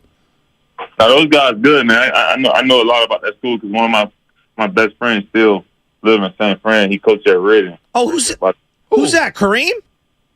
Nah, Eddie. Oh, okay. Yeah. Big guy. Big Eddie. Yeah. Yeah, he's I had two kids from Reading this year on my post grad team. Who was that? Marcellus Edwards and Antonio. Nice. Yeah, I'm a Reardon boy myself, so we fly that purple high. So I appreciate that, Mo. That's what I like hearing. I know Jonathan's little brother's on the team, Kuminga, and they had an unfortunate end of the season, but they are loaded with talent. They're good. They got a good team over there. So you do know about City College. Okay. Mo Buckets is tapped in. Let's go. Mo, hey, before you get on out, what do the Warriors need to do to get back in this one? Just play basketball. That'd be great. You just got to understand Sacramento is a younger, energized team. So it's kind of been a bad matchup because those guys young and the thing for stuff and Clay Do is running around and those guys could do that. So Coach Kerr is a great coach. Those guys and stuff and Clay and Iguodala and all those guys on that team smart and they're gonna figure it out. So it's gonna be a good game tonight. Let's go. Well, Mo, congratulations on becoming the assistant coach at Georgia Southern. We love what you do with the kids and the AAU programs. Best of luck down there at Georgia Southern. You're still a Warrior. You still got mad love in the Bay Area. The Bay, they still talk about you, man, as one of the most loved role players in Warriors history. So continue the good work, man. Good to hear from you, Mo Buckets, and we believe the Warriors will win tomorrow night as well. Yes, sir. Thank y'all, man. Good luck with everything. Thank y'all for having me. No, thank you. Thank you for taking the time. Anytime. Maurice Speights, look at him. Mo Buckets said, you know what time it is. Warriors are winning tomorrow. How's that make you feel, Dub Nation? How's that make you feel? 888-957-9570. Let's get right back into the calls because we got Xavier McDaniel coming up at 9:20. You know the X-Man has thoughts on what happened the other night. Break somebody y'all. Rotz 650. It's very interesting that Luka got his 16th tech rescinded, but Draymond Green gets a lot of his technicals increased. And if we're talking about incessant complaining and crying to the officials, I think Luka is, if not as bad, he can be worse than Draymond. Well, you know, I started thinking about last night was the Tim Donaghy doc. I couldn't help myself. Well, some people don't want to watch it. Well, I don't know why. The league has had some fishy situations. It's been fishy at times. Now, the referees are not the reason why the Warriors are down 0-2. They haven't taken care of the ball. They haven't defended without fouling. They've been punked by the Kings. Points in the paint, plus 30 for the Kings. Points on turnovers, plus 27 for the Kings. They're getting whatever shot they want to, especially in the fourth quarter. That's on the Warriors. There's no doubt. Mo Buckets made me feel better. But J.J. Redick, again, folks, I'm going to play this one more time. J.J. Redick never does this. And for J.J. Redick to say this. They have allowed too much. I have no problem with physical play in the playoffs. But if Steph Curry's not allowed to move off the ball, if you're preventing players from running down the court and you're allowing that to happen, there's a play late in game 2 where Kevon Looney's right underneath the rim, ready for a rebound. Sabonis crashes in, pushes him in the back. They don't call the foul. That's a foul. The referees have dictated too much in the Kings' favor in this series. I really believe that. And I don't know if it's the home crowd or whatever. I rarely complain about the referees. In fact, I don't even know if I've ever complained about the referees. I think they're great. But if they're going to come back in this series, they've got to call the game the way the game is supposed to be called. So in game 1, after game 1, we came on the show and it's like the referees are anticipating calls instead of just calling them and waiting for the action to happen. Game 2, and I know the fouls ended up being even. It was like 26-25 or whatnot. But it's when you call the fouls and it's who you call the fouls on and when you're doing. Yeah. Third quarter opens up. Second half, Kings up 58-52. The first 90 seconds, the Warriors had already committed 5 team fouls. In a physical basketball game that game 2 was, you call them for 5 fouls in the first 90 seconds. Were some of them fouls? Absolutely. But in that game, it's just like San Diego State and Creighton in that Elite 8 game. That was a bloodbath. Felt like a wrestling match. It was physical, everything. But at the end of the game, our boy from Marin City hits the free throws. That was a ticky-tack foul. Now, it was a foul call. It was a legit foul. But in that game, and the way that game was called, it made you take a step back and say, oh, wow. Wow. Really? You're going to call that? And that's what game 2 felt like. So it is what it is, man. Warriors got to bounce back and win game 3, or the season's basically over. Mo Buckets made me feel so much more confident. Like, he really did. He had, like, zero doubt in his mind that they were going to come back in the series. Yeah, I think one game at a time. I think one game at a time, but I think when we do come back Monday, Because I talked to some people. This was why I'm in a better mood today. I'm not naming names. I know you're not going to. I'm not naming names. But a few people I talked to, they said, dude, chill out. Oh, boy. This series is going back to Sackett 2-2. And then we're going to see what that lemon booty do up in the 916 and how they acting. And see if they invade our chat like they have been. I can't. I got to do the show from the studio. So I'm not going to go up there and do it ready. You can go up there. Go have fun. Be safe. Be careful. That's what you said to me when I was in Boston by myself walking down the street. Well, yeah. I almost needed a police escort to get into that stadium. Yeah, be careful. Be careful. Tristan, the Temecula, what's happening? You're on the roast. Temecula? What's up, fellas? What's Good up? to talk to y'all again. What's up? But so for me, the biggest thing is, as much as we hate the fact that Draymond Green got suspended, and I knew it was going to happen, this might be the best thing that could happen for this team right now. Because let's be honest, in the first two games, like you said, the Warriors were getting punked. They were playing like a team that just got into the playoffs, like for the last 17 years, and they kind of lost all that discipline, but they just had no edge. And I was waiting for like a Draymond Green moment to happen. I mean, I wasn't expecting him to curb stomp him, but even then, that to me, like that was brewing between the first two games. And it's just the bitter irony that what JJ Redick mentioned, that you had Malik Monk, you had Domantas Sabonis and others getting away with elbows, pushing. I mean, the fact that a grown man grabbing another man, pulling them down and holding them on the ground, and you're just going to, as a ref, you're just going to look at it and not do anything or call anything. And this happened twice in like between two games. I knew this was going to happen, but in a sense, I'm glad it did happen, because now I feel like, if the Warriors win Game 3 without Draymond, and they win Game 4, and then you got Draymond coming back with the confidence and that edge, I think they're going to close that out in 6 if that does happen. I'm fully confident they can. If they go back to Sacramento that's tied with everything that just happened, and the Kings, the best they tried to do, it's going to be scary hours for the Sacramento. You know what? In a weird way, this is going to sound insane what I'm about to say, but in a weird way, the Warriors in Game 3 are playing with house money. I don't know about that.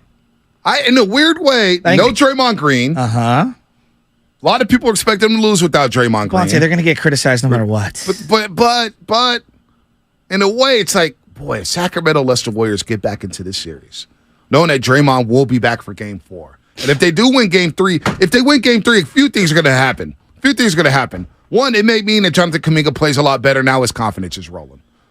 Jordan Poole may play a lot better. Now all of a sudden he's confident.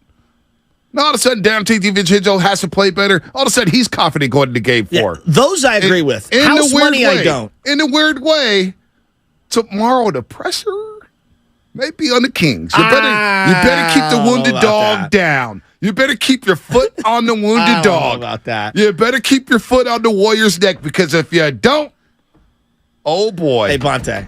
In the words of Rick James, cocaine's a hell of a drug. Okay. I love you to death. I don't know about the house money portion of it. I'm telling but you, I agree with everyone else playing better. In a weird way, the pressure may be on the Kings to keep the Warriors down. The pressure's on the Warriors to win. Because if the Warriors win, ooh-wee. We got action on Sunday. If the pressure's really on Sacramento. Joe Shasky wins the lottery. Oh, man. No. See, Chase, you're not understanding. I'm paying my house You're off. not understanding what I'm saying. You're not hearing me. You're not really feeling me talk on to this me. one. I talk back. Oh, man. That's all you're doing. So you don't feel me knocking.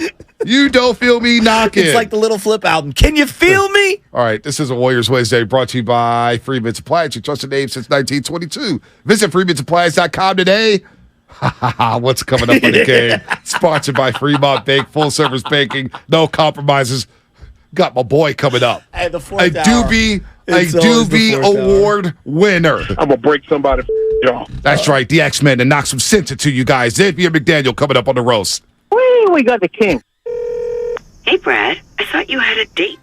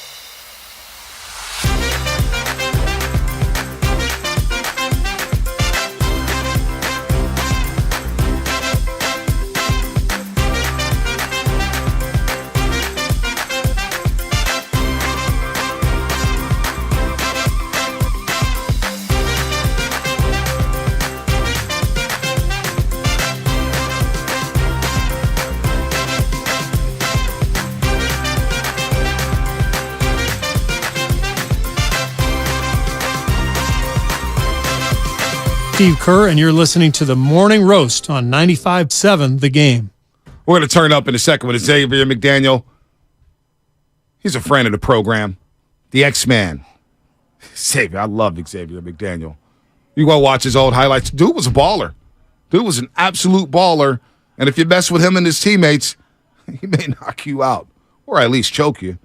But it's all good. Xavier McDaniel in moments. Let's get Sal in San Diego real quick on the air. Then we'll get to Rob in San Bruno. Let's try to squeeze them both San Diego. Sal, what's happening? You're on the roast. Hey, what's up, fellas? What's up, baby? Real quick thought. I just wanted to see what you guys think about this. I'm not sure exactly why the NBA is so upset with Draymond Green and what he did. I mean, if you look at the UFC, they thrive on their fighters being interactive with with the fans, and it gives them more publicity. I'm not sure exactly how the other playoff games are panning out, but I can almost guarantee you guys that the Warriors matchup is the most watched and the most entertaining one. So, I mean, they shouldn't be mad at all. I understand, his rep and all that, but I think they should have given him a pass because I'm sure, not just basketball fans, but, other sports fans, fighting fans and stuff like that are watching the NBA right now. So that's just my thought. No doubt. A lot of people feel like that. 888-957-9570. Final thoughts on the Draymond Green suspension. Let me know when we got the X-Man. Not coming sure up here. The UFC NBA comp really fits this. Well, you got ankle locks. I mean, one dude tried to beat Kurt Angle. One dude thought WrestleMania was happening at SoFi Stadium. I thought it was Ken Shamrock who did the ankle lock. lock. Whoever did it. I mean, was it? Oh, it was Kurt Angle. It was called the angle lock. The angle lock. Signature move. Give me the beat. Give me the Kurt Angle beat. The Rock. Give me the Kurt Angle beat. I need that, Spinoni. Give me the Kurt Angle beat to get me going here. We got Stone Cold because this has turned into full WWE. That's right. Oh my God! That's Sabonis right. has done the sharpshooter. Sabonis with his little gold medal on, flak jacket. Oh my God! My ribs, my chest, my neck, and my back. I was curb stomped at the Golden One Center. Oh wait, he bounced back up 5 minutes later, played the final 7:03, and finished the game with a dunk. Please. You know what I'd like to see? I would like to see Draymond Green watch the game, not courtside with this man, but somewhere, be with E40. E40's going to be at the game. Oh, you think he's going to be there? Yep. I know he's going to be there. E40 will be on the building. E40 should be ringing the cable car. That has been confirmed. Wow. That has been confirmed. It's confirmed? Come on. What about Draymond on the pre- and post-game show? You going to invite him on? See you Thursday, Playboy. I would love to have Draymond Green on the show. Could you imagine that? Fonte, you're absolutely fabulous. We're also trying to get another big name guest on Joe the show. Shasky? I said big name guest, not guest. Would you tell Bob personally that I said hi? No, I will not. Big name guest. Is it Dylan, my little nephew from San Rafael? No. What's his mom's name? No. Aaron. No. Aaron. Yeah, Aaron, don't be bum rushing me at 10 o'clock at night. Your boy's got to get to sleep. Jeez. He said to me that he's going to start a YouTube channel. He should. He's hilarious. He's running material. Yeah, he is. More than me and you. Yeah, Warriors Wednesday, bro. No, Aaron runs more material than me and you. She also had thoughts on the show, who we should have on, who we should not have on. It's like, thank you, but you don't get paid to produce. That's Sam Lubman. Warriors Wednesday brought to you by Kirby, your driveway mechanic. Check out Kirby at CURBEE.com. Anyone could get it. CURBEE.com. Yeah, anybody could get it. Anybody it's like can Bone get it. Crusher, huh? Anybody can I'm get glad it. that Frisco Shasky's back today. Hey, dude, because you know what? I got a lot of texts yesterday. Who's that? A lot of DMs. He's not even Sausalito Shasky anymore. Why? He's Sausalito Joe. I would love to be able to afford something in Sausalito. Well, they were calling you I'd Sonoma have to sell Joe, some things to afford Sonoma, it. San Rafael. They weren't even calling you Shasky. San Rafael's beautiful. Or I almost called you Bucher. They said Butcher Boy, please. No, I'm not a surfer. They were like, Butcher Boy, what happened to him? What happened to him? Say that 3 times fast. Butcher.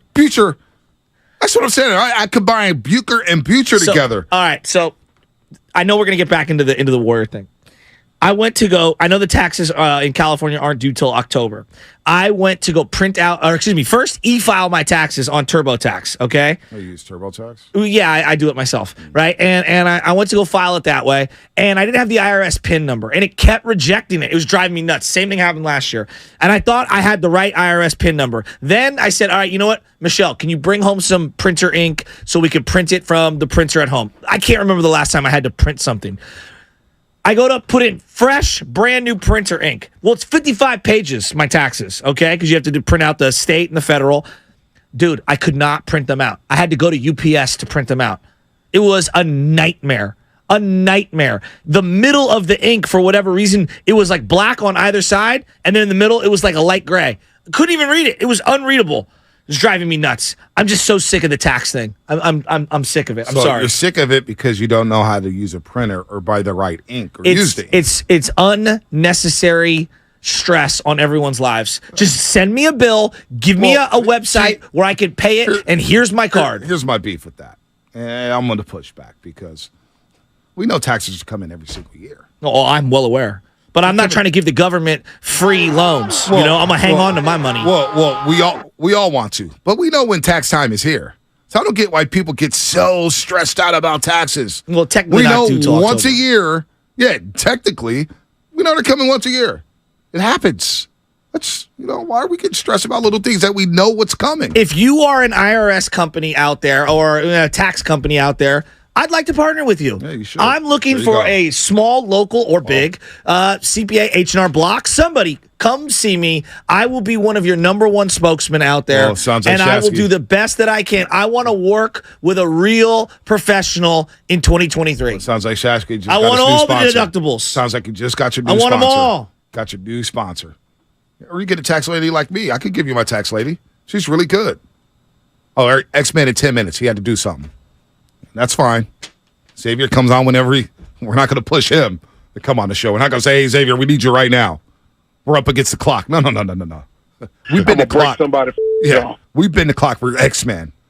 If we're breaking and X-Men calls, we're taking X-Men's call, then we'll break later on in the show. I can't wait to ask X-Man. If Sabonis grabbed your leg, my gosh, what would you have done? Oh, my gosh. Oh, man. I'm going to break somebody's jaw.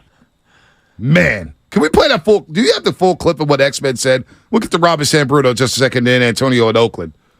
925, Comcast Business Text Line. Joe was West Sacramento last night. Sacramento's Jazz. Hey, there is an IKEA. There is an IKEA in West Sacramento. Well, I will never drive up there. Because I always drive by it on my way to Tahoe. Yeah, well, on 50. You know what? A lot of my buddies, a lot of people in the DM said, when did Shasky get so soft? When did he become a Kings fan? I was disappointed. I'm not going to lie, but you're back today.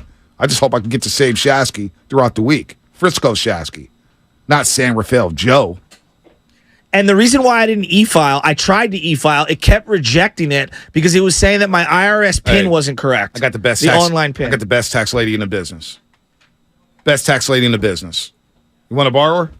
I mean, she's awesome. I usually pay for services. I don't borrow. You can lend me her information. You can pay for it. Yeah. She will take your money, but she will make sure you get the most money. I would like that. You know what I'm saying? I would like that. Now, I don't know if she's going to work with you because, man, she's Russian and she's got, I'm affiliated with the Russians now. And, it's mob ties. Is this the Shield? The Purple Nines? The Russians? What are we doing? Let me highlight her first. And maybe. But knowing you'll find something to complain about. So maybe I'll just back off. I will not complain. Maybe I'll back off. I have no problem paying over-the-top full price with a tip if the service is good. Right. Quality and service, baby. All right. Here is Xavier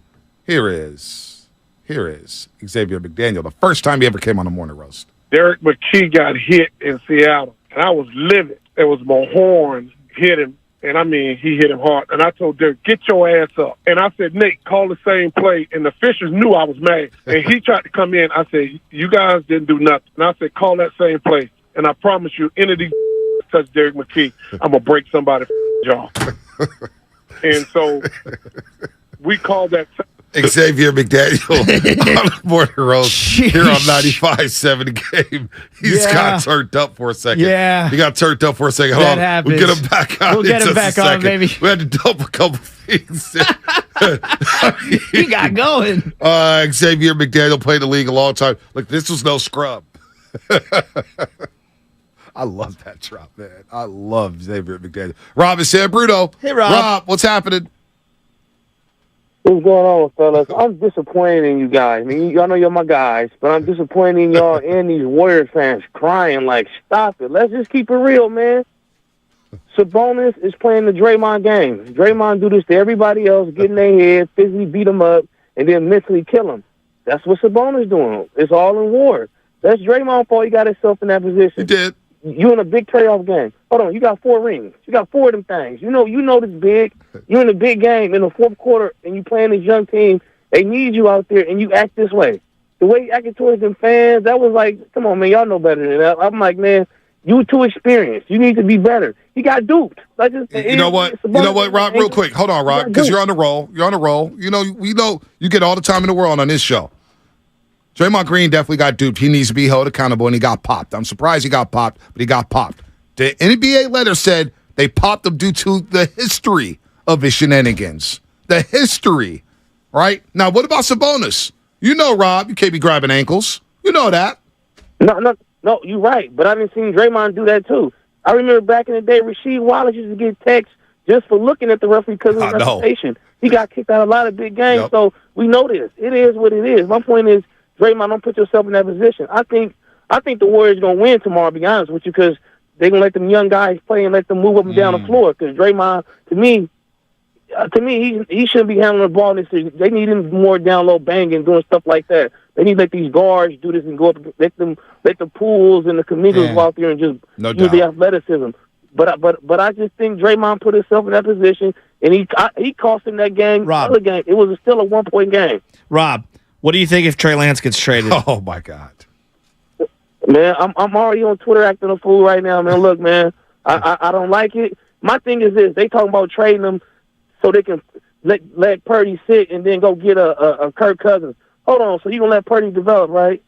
Oh, okay. Yeah. I mean, hey, Rob, do we follow each other on Twitter? I follow you, but I got a picture of some TAC on there. I can't put my face on there. They be getting me off Twitter, so I got. Hey, Rob, you didn't have like 15 Twitter accounts. Rob didn't have 15 Twitter accounts. I said, hey, Rob, remember back in the day, you used to curse me out on Twitter. Man, I used to go at everybody on Twitter, man. I didn't like y'all a fan of the game. You know what I mean? I love you, Rob. I like y'all now. But, I love you, bro. You know, you are my favorite. Hey, Rob, the whole Trey Lance thing, they really going to pick up. What did I tell you, Rob, when they signed Sam Darnold? You know what time it was when they signed Sam Darnold? Already knew, but it's like, to me, it's like, man, we watched the Super Bowl. Like, I'm going to ask this question to y'all again. In the last 20 years, when the last time a noodle-arm system quarterback won a Super Bowl? I know. It doesn't happen. It doesn't happen. It does not happen. It doesn't happen. I'm with you. Rob, you the best. I can't wait to see you at Trading Camp. I love how he's had like 15 different accounts, and his main avatar is a weed picture. I swear to God. And he said THC. When we used to do the shows at the Hilton Hotel for the 49ers pre and post, and he used to come by, I'm like, hey, Rob, wait a minute. You look a little familiar because this guy used to curse me out after every show. Post game, shows at the Afternoon Delight, Niner games, work camp. I'm like, man, who is this guy just cursing me out? He looked like he about that life, so I'm not really going to push back on him because he looked like he'll pull up on me in real life. And then, Rob, you meet him, he like 6'5", 250. He looks rocked up, and I'm like, hey, Rob, were you on a Twitter account? Yeah, that was me, and he was cheesing from ear to ear. I said, damn, this dude. But we're all good now. No, it's all good. We're very good. This I is my love guy. that man. I love that man. You know what's funny? Out. I mean this with all my heart, and I love the fact we have the greatest audience of all audiences in the country. My buddy Della, he drives around in the truck all day, does sports talk, die hard, listens to it. He goes, there is no other fan base who calls into shows that sounds, talks, acts, and loves their teams more than this audience. No, I agree. Now, do we have some weirdos? Absolutely. Javier and Vacaville I being love one them of all, them. though. Yeah, I do love them all. We've got a great audience. Like I said, man, we got drug Without them, we have no community. Dude, we've got teachers. We've got students. We've got the X-Men. We've got cops. We've got drug dealers. We've got it all. I need a tax guy. And we also have the X-Men, Xavier McDaniel, the first person, put some respect on his name, when he was a Wichita State Shocker. He was the first person to lead the nation in both rebounding and scoring in the same season. And then when he got to the NBA, he continued to be a baller. An all-star, all-rookie first team, played on some great basketball teams with the Sonics, with the Knicks, you name it. 15 points a game, 6 rebounds. We love him on the morning roast. Welcome back to the show, X-Men. You know the Bay loves you. Yes, sir. Yes, sir. Nice to be back. Hey, waiting on Chris Mullins to invite me to a game. Man, I'll just talk to Muller the other day. He just got back from Hawaii. You know it's welcome. I'm going to get Raymond Ritter on the line because he went to Wichita State. He has your jersey. He sent me a photo of your jersey. We got to just get you out to the Bay Area. We need you in the Bay, X-Man. Yes. I love the Bay Area. It's always been nice when I would come there and play there. It's always been nice. No doubt. X-Man, let's get right into it. Yeah, let's get into it. If Sabonis grabbed your leg the way that he grabbed Draymond's leg, what would you have done? I probably would have kicked him in the stern, too. I might have did I know I would have did the exact same thing. I think it's an unfortunate incident. I don't think it warrants a one-game suspension because I don't think this is the penal code system where, guys have violent backgrounds and then they get punished more because of what they did. This is basketball. We talk about not cheating the fans. Well, if Draymond don't play, people come out to see him play. Yeah. Game 3, 20,000 people come to see him play. So I didn't think it warranted a one-game suspension, but I think he had 16 already. And I was telling some people, I think he's going to be suspended because that's the way the rules are now. Unfortunately, he grabbed his leg. What are you supposed to do? Right. Fall to the floor? Right. I mean, you're trying to get out on the break, too. Yep. So unfortunate that happens. I'm not sure that was – I was like, I think that Joe Dumars who did that fine. Yeah, Joe Dumars. Yeah, so the report came out last night, X-Man, 8:38 p.m., and the irony of it, because he did play on the Bad Boy Pistons, who were mugging people left and right. You know all about that. But Joe Dumars now, the executive vice president, head of basketball operations, he suspended Draymond Green and he said it's because of the history of unsportsmanlike acts. Now, also, I don't know if you knew this, X-Man, but Joe Dumars worked with the Kings from 2019 to 2021 and was a close friend to the owner. Think that had anything to do with it? I'm not sure. I'm going to say no because I think Joe is a pretty good standout guy. Played against him in college and played, 12 years against him in the NBA. And he's always been a stand-up guy. I hope that's not the case. Right. But I just find it odd that you see the technical. Right. But when I replayed that and look at it, Draymond definitely meant to do what he did. Ain't no doubt about that. And so, but what do you do? If someone's holding my leg, I'm going to kick the crap out of them too. Yeah. Let me go. Yeah. So, I mean, I didn't think it needed to be a one-game suspension. I mean, what do you... I just felt like they could have I think they could have looked the other way on that. It feels like he's paying the penance for sins from 7 years ago. Like, that's still in everybody's brain. And it's like, man, it's 7 years ago. At what point are we ready to give that up? That doesn't feel fair to me. Well, we're supposed to be the United States supposed to be people who forgive people. But I guess the NBA is not. I don't know, but because, I mean, it's very obvious what Sabonis did. That's why you got to text. So what are guys supposed to do? Right. I'm kind of with Draymond on that. But I think if I'm looking at that again, I'm running it through my mind, he meant to kick it. I mean, he meant to stump it. But I don't think it was as bad as Sabonis making out to be. I mean, I'm looking at him like, dang, this dude is almost crying on the floor. Right. So I didn't think it was as bad as he made it seem. And sometimes when you see LeBron get hit, he lays on the floor, and then when he goes do the repost game, I'm from Northeast Ohio, we play football.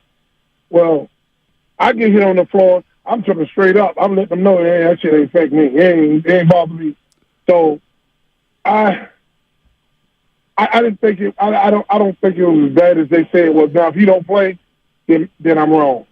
But if he plays, then I'm right. Because I don't think it's as bad as they're making out to be. Yep. Xavier McDaniel, college basketball Hall of Famer, inducted back in 2013. Wichita State shocker, the first person to lead the nation in both rebounding and scoring, but he was also an all-star in the NBA, played a long time with the Seattle Supersonics, Phoenix Suns, New York Knicks, and the Celtics. X-Man, you bring up Sabonis there, and he was, like you said, he was writhing in pain for about 5 minutes. Then he played the final 7:03, and he finished the game with the dunk. He was out there hooking and elbowing. To me, Sabonis has been doing a lot of crying in this series. What do you think now? if you went to the next game knowing that your teammate got popped for somebody acting like the way they did, grabbing ankles, how should the Warriors respond in game number 3? Now, it's a must-win. They're down 0-2, so they got to win that basketball game. But what would you do in that situation the next game, knowing Sabonis pulled that act and got away with it?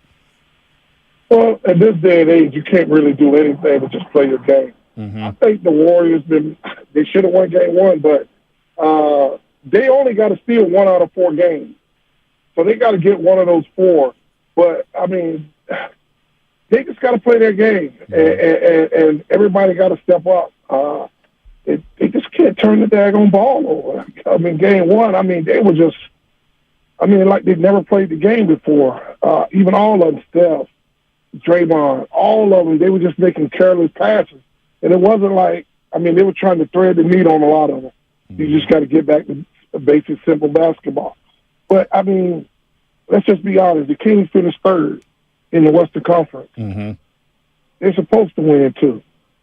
The Warriors finished 6th, and they struggle all year with injuries, and they just struggle all year.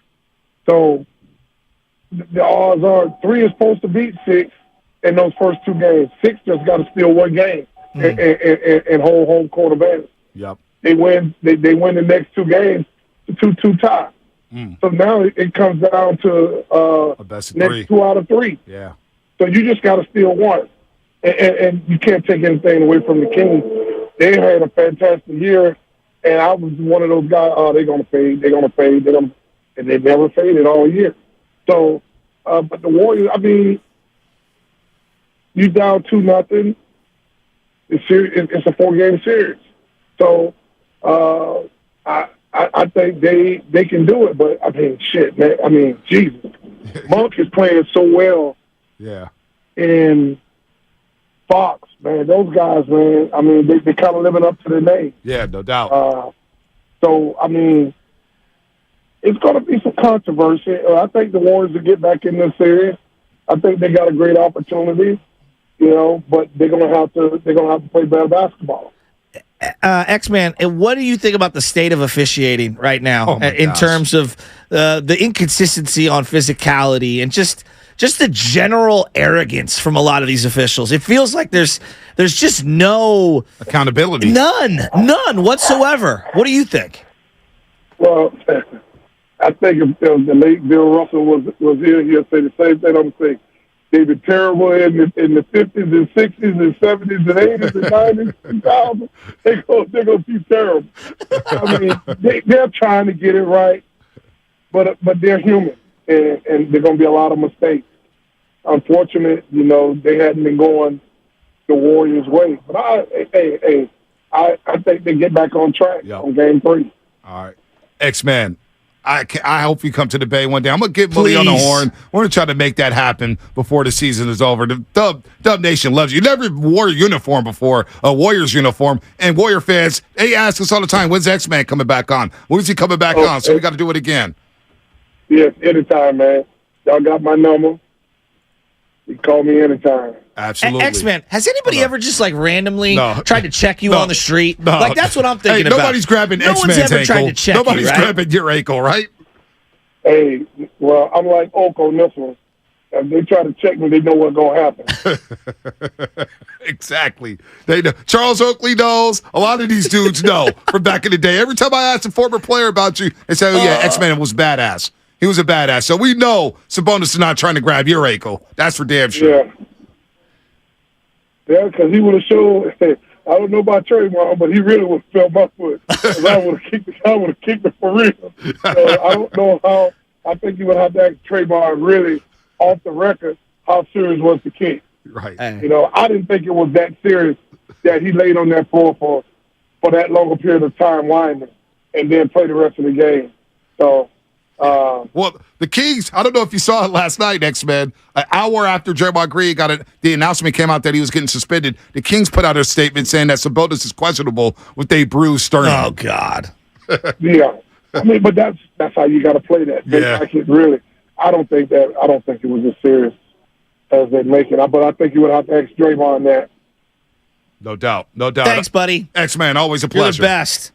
All right. Thank you for having me on. Anytime. Xavier McDaniel here on the Morning Roast on 95.7 Game. So if we ever do go back to Philadelphia at some point. I'm calling X-Men. Yeah, well, I think we're bringing X-Men with us. I got no problem with that. What do you think? Dude, I'm going to break somebody. Could you imagine walking? We had Boobie Dixon in our crew with the Niners. Oh, yeah. And all I kept thinking was, really, these fans are going to step to Boobie Dixon? He looked like he just got out of the NFL. But you know what, though? Boobie was huge. You know what, though? With social media and Instagram. It's true. Twitter, Facebook, these fans are getting they're getting bold out here in That guy these that streets. did that to Westbrook the other day, He was going to get his ass knocked out. His kid was like eating on a plate, and I was thinking, dude, you're about to get laid out in front of your kid. And then Westbrook walks through the tunnel. The guy goes, "Won't you be about it? Don't talk about it." Also, now you're going to start talking. You're a grown-ass man in your 50s, and you're out there popping off against Russell Westbrook, who's walking around with an 8-pack. And you've been talking about this with me, and you and I have had these conversations off air, on air. Yeah. Fans are out of control. The language it has been reckless, and the disrespect to forget athletes, to other people, whether they're athletes, whether they're the training staff, opposing fans, it's completely crossed the line. You know, am I wrong? And I've been saying this. One of these fans are going to get knocked out. And you know what? Some of these maybe members are going to get checked because when you start sneak dissing online, you think these players are not listening? You think these players are not reading everything? Well, they're people too. And they're people, and their boys are sending them stuff. Yeah. And they're saying, "Oh, this dude is saying that? Oh, wait, you want to talk like that? I'm going to start talking crazy?" So I try to check myself on these airwaves. I'm not going to talk crazy about these dudes and get my ass knocked out. Not worth it. These fans are getting out of pocket. So, you know, I can't wait for Xavier. We need to get Xavier in studio, and he can curse all he wants to. I don't give a damn. How many dump buttons, Joey? Just 2, and he spaced it out perfectly, so the first dump built back up. So what was the first one? I was like, you can have an MFer here if you want to leave. He slipped it in on the first one. He had 2 S's in there. Oh, it was two two S-bombs. S's. He tried to catch himself on the second S. The second S, he's like, oh, I mean, geez, that was the best part. He's an it's like too late, Xavier. It's all right, bud. I like how you went right into it. Oh no, I'd have done the exact same thing, and he'd have felt mine. Right, he would have felt mine. He wouldn't have been. well, hold on. There's some wild stuff happening here because we kind of just breezed by Mo Speights. Mo Speights said, "You don't grab them by the ankle, man. You can hurt somebody like that." I agree. I'm surprised Draymond didn't kick him in the face. And I said it yesterday that Draymond should have aimed higher and Sacramento went crazy. Well, how about these NBA players saying that? Well, go crazy on them. Had Draymond did get hurt, because we saw, what was it, GP2, or was it Jordan Poole who grabbed the knee as he was swiping for the ball in the Memphis series? Oh, Jordan Poole. Jordan Poole. Yeah. And it looked bad, and we all admitted that. Like, it does not look good. Like, it looks bad, like, especially when you slow it down and go out. And thank God no one got hurt on that one. Had Draymond gotten hurt, this whole thing looks different. Oh, my gosh. Well, no, you know what happens? I'll tell you what. Sabonis gets the amnesty? No. So Sabonis, nothing happens there, and everybody in the NBA world is saying outside the Bay Area, Draymond Green deserved it. Oh, he had it coming? He had it coming. You think they would say that? I know they would say that. Yeah, I know they would ridiculous. say that. Because there's a lot of haters in these streets, man. Especially when it comes to the Golden State Warriors. It's all good. We'll be singing a different tune. Come on, win game 3, damn it. Give me this win in game 3. I want this win so bad. Who needs to win more, the team or you? I said going out with both. Because Friday, I'll be on one Friday if they lose. Oh, my God. Friday. You know what? Legit. I legit will tell Naheem, and if they lose, I cannot come in on Friday. What? I will be unhinged. Well, Friday, my first ever, I got invited to talk to a bunch of high schoolers about my path. Oh, boy. To where I'm at today. What school? It's not one school. I believe it's a big journalism convention thing. Where at? Down at downtown Hilton, Union Square. Good stuff. It's all day man. Friday, and That's so awesome. I'm going to be one of the presenters. That's and, awesome. Going to basically tell all the kids the things that I tell all the kids I coach these days. I was an idiot. I had a lot of anger in my heart. Don't do what I did and make your life much more difficult and not get your high school diploma, and don't not think that school isn't important. You can overcome it. It just makes it a hell of a lot easier when you have that paper. What organization? Let me pull it up. Filibuster for me, bud. All right, I'll take a call. G Money in San Francisco. What's happening? What's going on, fellas? What's up, G Money? Number one thing, I wanted to say, man, you know what? I went to game 1, so Sacramento, that arena got pretty loud. But my thing was, man, I didn't really see too many Warrior fans out there. That kind of shocked me a little bit. you know. And number two is those damn cowbells. How annoying are they to be hearing that all damn game, man? It's terrible. Yeah. So here it is. The JEA NSPA National High School Journalism Convention at the Hilton San Francisco Union Square. Leave your heart, find your voice. That's awesome. Yeah, it's pretty cool. Awesome. One of the teachers at Reardon invited me to be a part of it, and Steven Risotto, who covers the Giants for a lot of different outlets, he's going to be presenting. So That's awesome. I'm going to talk about my unconventional path to where I'm at. That's awesome. I know you love that kind of stuff, so I'm pretty excited. No, I do. I take great pride in it. Yeah, no doubt. I think I'm going to State this Friday. Oh, Actually, nice. this Friday as well, 1:15, to talk to the play-by-play class up there at San Francisco State. My former professor, Professor Mitchell, we've been trying to get it done, but the Warrior playoff. So now this Friday with a day off. So well, and as the 415 says, one of the key things that I'm going to talk about in this path don't read that. to my success. I know what you're going to do. Don't read that. Clinging to Bonte's coattails. That's funny. Why would you read That's funny. D in Walnut Creek. D, what's happening? You're on a roll. Find you a partner like Bonte. No, I'm teasing. Not everybody would agree with that. D in Walnut Creek. What's happening? Hey, I got two things to say. Draymond, why isn't the players' union stepping up? Why can't they get in here and go to bat for him? Yeah. And another thing is on the E40 thing. Listen to me on the E40 thing. This woman probably paid $4,000 or $5,000 for those tickets, and to see a big, wide man standing up the whole game, I think I'd be a little ticked off, wouldn't you? That's a lot of money to pay for a courtside seat with the minimum visual.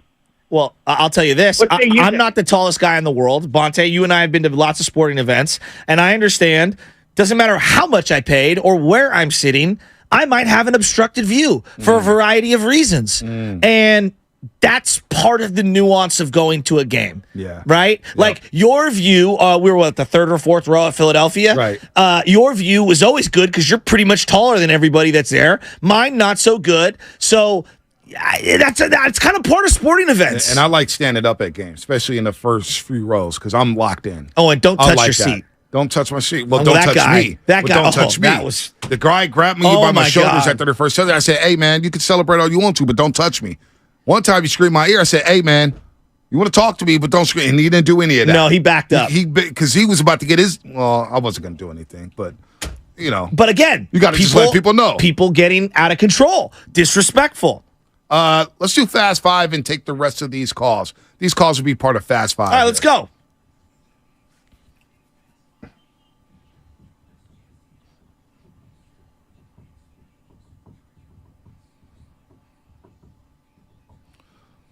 I'm going to break somebody's jaw. Fast Five coming up. Fast Five here. By the way, Sam Amick sat down with Harrison Barnes. Sam Amick, NBA senior writer who our PD, Matt Hegan, doesn't really know, but Sam Amick, national writer, very good guest of the program, Matt. Get busy. I know you're on that couch. Sam Amick is a big-timer. Sat down with Harrison Barnes for a Q&A. He brought up the Draymond Green situation, and you better believe Harrison Barnes, this is personal. Yeah, I don't care what that article contains. You can't tell me when he ripped that dunk in Clay's face and screamed that wasn't big. Yes. It meant everything to him. And Harrison Barnes said, I have nothing but fond memories of my time with Golden State. Obviously, I think losing the finals is always going to leave a black eye in terms of how things went. Now, obviously, they've gone on to have success since, but I don't have any ill feelings towards anybody in that organization. And I think for me, it's, well, the Draymond thing seems like an elephant in the room. He's made it pretty clear publicly that you guys have some sort of divide that comes to mind. That's the question for Sam Amick. And Harrison Barnes is very tight-lipped. Yeah, that was my teammate for 4 years. There's probably 36 of those moments in a game like that. So, anyway, Harrison Barnes, Black Falcon. He wants this. Of course he does. I kind of, in a weird way, I feel him. Yep, I do. All right, Fast Five. Let's bang these out quickly. Preston, East Bay. 30 seconds or less. What's up, Preston? Final thoughts. Hey, what's up, fellas? Hey, to your point about what Sack is saying about Draymond Green, I decided to eavesdrop, listen to Casey and D-Lo yesterday. Oh, my God. So we're gonna stir this pot. Since they want to stir it, let's stir it. They all vouching for her suspension. They got their cheat code. Casey's calling Dre insecure. Yep. He's calling Dre a scrub. He called him Mike Tyson. He's saying he plays like a scrub. He called him Mike Tyson. Said he's deranged like Mike Tyson, biting off ears. Did you hear that? And Casey claims that he hoops. But he's just going to ignore what Sabonis did, and he's going to call Dre a scrub? They don't know what they're talking about, bro. Well, it is what it is. That's what I'm saying. Sacramento, you better win tomorrow. You bet not give the Warriors life. You better take care of business tomorrow night at Chase Center. Oh, because that lemon booty Sunday afternoon at 12:30 will be looming large. Chris Danville. Chris, what's happening? Warriors all day long, but Draymond, man, you got to know the moment, take the flop, twist your ankle, pull a Harden, pull a LeBron. You got to do it, man, for the team. Know the moment. Yep, no doubt. Bobby and Richmond. KC can hoop, though. He was sick at Cal State East Bay. Bobby and Richmond, what's happening? Good morning, fellas. What's up? Good morning, fellas. What's up?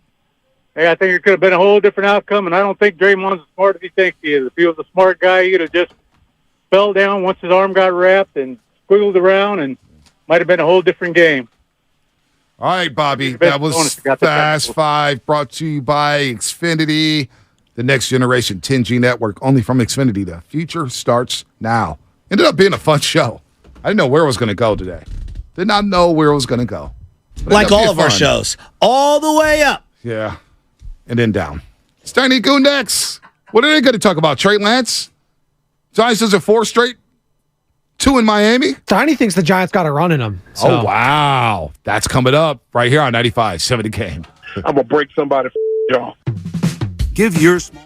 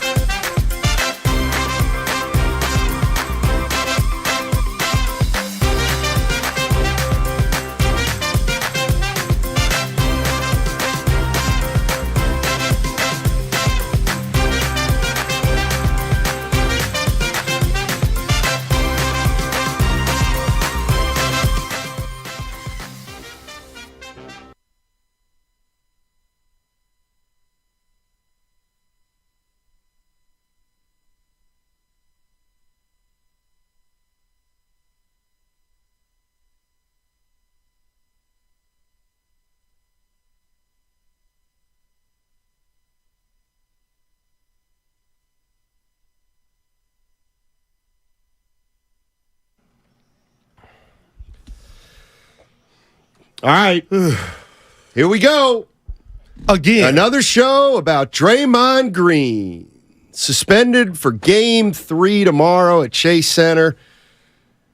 Joe Dumars, the NBA, said past incidents have come into play. And once again, Draymond Green in the center of things. And I'm going to just start by saying I'm in the same place I was yesterday. I don't know if it was unfair. Well, I did think it was not great, obviously. I didn't think he was going to get suspended, but this is what happens when you put yourself in this spot time and time again. To me, it's less now about whether it was fair or not. It's more about Draymond Green has left the Warriors hanging again. Man, and they're down 0-2. That's the worst part. And they're down 0-2 mainly because you were not available the last 6 minutes. Now, I will tell you, just like I told you yesterday, Stoney, I've been thinking about this. What about the Shams tweet that we got earlier in the day when I saw you where it looked like a suspension was not imminent? We thought he was got it wrong. Okay, so this is what stinks. There's a rat on the table, and I'm going to put it out early, Stoney. A possum. I'm going Oakland A's, a possum.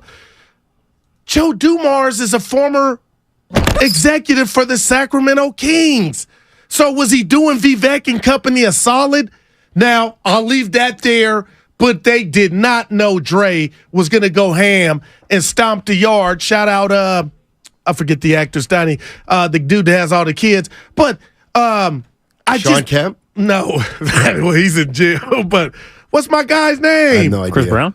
No. Cannon. Nick Cannon with the kids. And Mariah Jimmy Carey's Wynn. ex. Yeah. You don't even know who he is, Evan.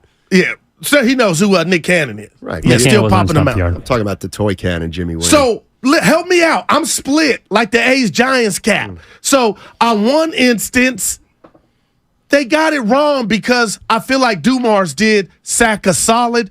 But two, Draymond, you're the leader or one of them. You're the engine. So Steiny, how can they win this game tomorrow night? Kings. Okay, but Dumars has a relation. No, Dumars has a relationship with Draymond Green. They know each other from way back. So why did he get suspended because it's called tough love from Dad. Sabonis had the ankle. Because it's called tough love from Dad, I guess. Because look, Draymond grew up in Saginaw. Dumars was a Piston. They know each other. They absolutely listen. Was I surprised? Yeah. Okay. Did I think he was going to get suspended? No, I did not. Am I surprised? I guess surprised isn't really the word. I guess I am a little, but here we are again. Exactly. But they've never been down 0-2. They were up 3-1 when he got suspended for an NBA playoff game before. But damn, I mean this. It's just these guys, and I'm talking about the rest of the Warriors, the coaching staff. We just had those Speights on with Bonte and Shasky, but nobody will say or tell Dre, look, you left us hanging. And that's what this is. Now, can they win tomorrow? Steiny, I believe they can win tomorrow. But is this something a task you want to take on? No, man. And we haven't heard from Dre. I don't know if a podcast is coming, but Matt Dre's Steinmetz, still one of the smartest players in the league. Dre's one of the smartest players in the league. This is what I was talking about yesterday when it comes down to the Warriors. Because it's not as simple as, the Warriors are smart. I'll tell you what, Warriors are smart. They're tough in the clutch. No, they're not. I mean, they are. 4 titles. They're smart. Draymond Green, he's smart. He sees the play ahead of the play. He can get guys in trouble. Are 20 turnovers smart? No. Bad shot selection smart? No. Your best defensive player getting suspended for game 3, is that smart? Like, it's not. This team's all over the map. This team's all over the map right now. Let me ask Warrior fans this, and I think I know the question, the answer, but I don't know because there have been some indications this morning that I feel like some people are just done Tell with me. Draymond. I mean, how many lives do you get? Let me ask you a question. Who broke your heart? The NBA or Draymond Green? Who broke your heart this week? Draymond Green or the NBA? Well, you know where I reside. I'll go first. It's Where? Draymond Green. Okay. because this has happened time and time again. And you got to understand what you had the line of the day yesterday with. He always talks about baiting others, but he took the bait, and the bait was availability, man.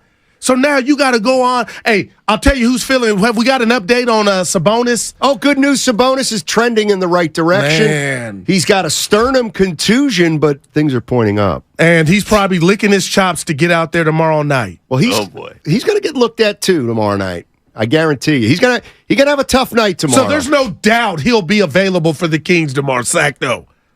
I would assume yes until I hear no. But I also know the way it works. Two things are going to happen tomorrow if Sabonis plays. One is the refs are going to be watching him. And then two, Sabonis going to hear it. Sabonis better be prepared to play tomorrow. And E40 will be in the building. Boos. Yeah, the Kings will be the King fan. I mean, the Warrior fans are going to go for Earl. I think our guy Fabby Davis had a shirt. Do it for Earl. Well, they had a chance to do it for him game 2, and they lost. But you know what I mean. It's going to be. It's good to. Well, you know what I mean. Doing it for 40? No, you can't do it for 40 on the road because it's Sack fans. Yeah, do it for Earl. That'll have no impact on the series at all. Clearly, it did in game 2 because they were bumping E40 during shoot-around, and they lost the game. And they lost Dre the last 6 minutes. Mm-hmm. I cannot believe this came down, and I think the NBA is embarrassed or they feel kind of weaselly because they did it after midnight in New York. We got it here on the West Coast at 11:30. So now, my question to you in Black, Steiny, you look great, is who steps up? The guy that you played didn't play in the second half. See, this is what I'm talking about. You never know when the team dynamic and concept. A guy goes down. You can't predict it. A guy gets hurt. But now you got to call on Moody. Now you got to call on Kuminga. You got to band together, but where are they at mentally? Where's Jonathan Kuminga at after game 2 being a no-show? And maybe I got to put the pacifier away. I will, because you got to man up. Whoever it is, Steiny, you got to man up. Goo goo. 888-957-9570 is the number. Draymond Green ain't playing in game 3 tomorrow. And that'll open up the door clearly for Jonathan Kuminga. And others. Yep. But he's the big boy. That's a 3, Evan. He's the big boy. He's the big boy. Man. And you know, it's funny. What if I told you this about Kuminga? While on the one hand, I'm thinking, oh, Kuminga's going to get his chance. Yeah. I actually think he might even be on a shorter leash because tomorrow's the game where if Kuminga don't work, you go to Lamb. If Lamb doesn't work, you go to Michael Green. Yeah. Like you cannot. That's all on the table. Exactly. So. Slater was on with Shasky and Bonte, Steiny. I don't know if you got a chance to hear him, but he said what we talked about, you, JD, and I, about Kuminga's a different player when he knows he's getting 25 minutes. Well, he doesn't know he's getting 25 minutes He don't tonight. even know if he's starting. And I'm looking at you right now like, you know, Steiny, I wonder if that's a good or bad thing for Kuminga's psyche. Because you're right. It might be JaMychal Green in the starting lineup. It might be Gary Payton II. It might be Dante. We do not know. But I'm just telling you, I'm not telling Dub Nation. I'm mad, and I don't even know who I'm mad at. I'm not saying you can't win this game without Dre, but you shouldn't have to. You shouldn't have to, Steiny. When does it end? You let your team down, Dre. Bottom line, you let them down. Curry gonna condemn them? And words probably at this point don't mean a damn thing. Bob Myers, we just talked to him 2 weeks ago, last week. This is not what they signed up for, down 0-2. Yes, it is. Nah, not down 0-2. You need your dog, man. That's one of the. You were about to say it. Go ahead. Stupid. No, I was going to say asinine. What do you mean it's not? This is what you sign up for with Draymond Green.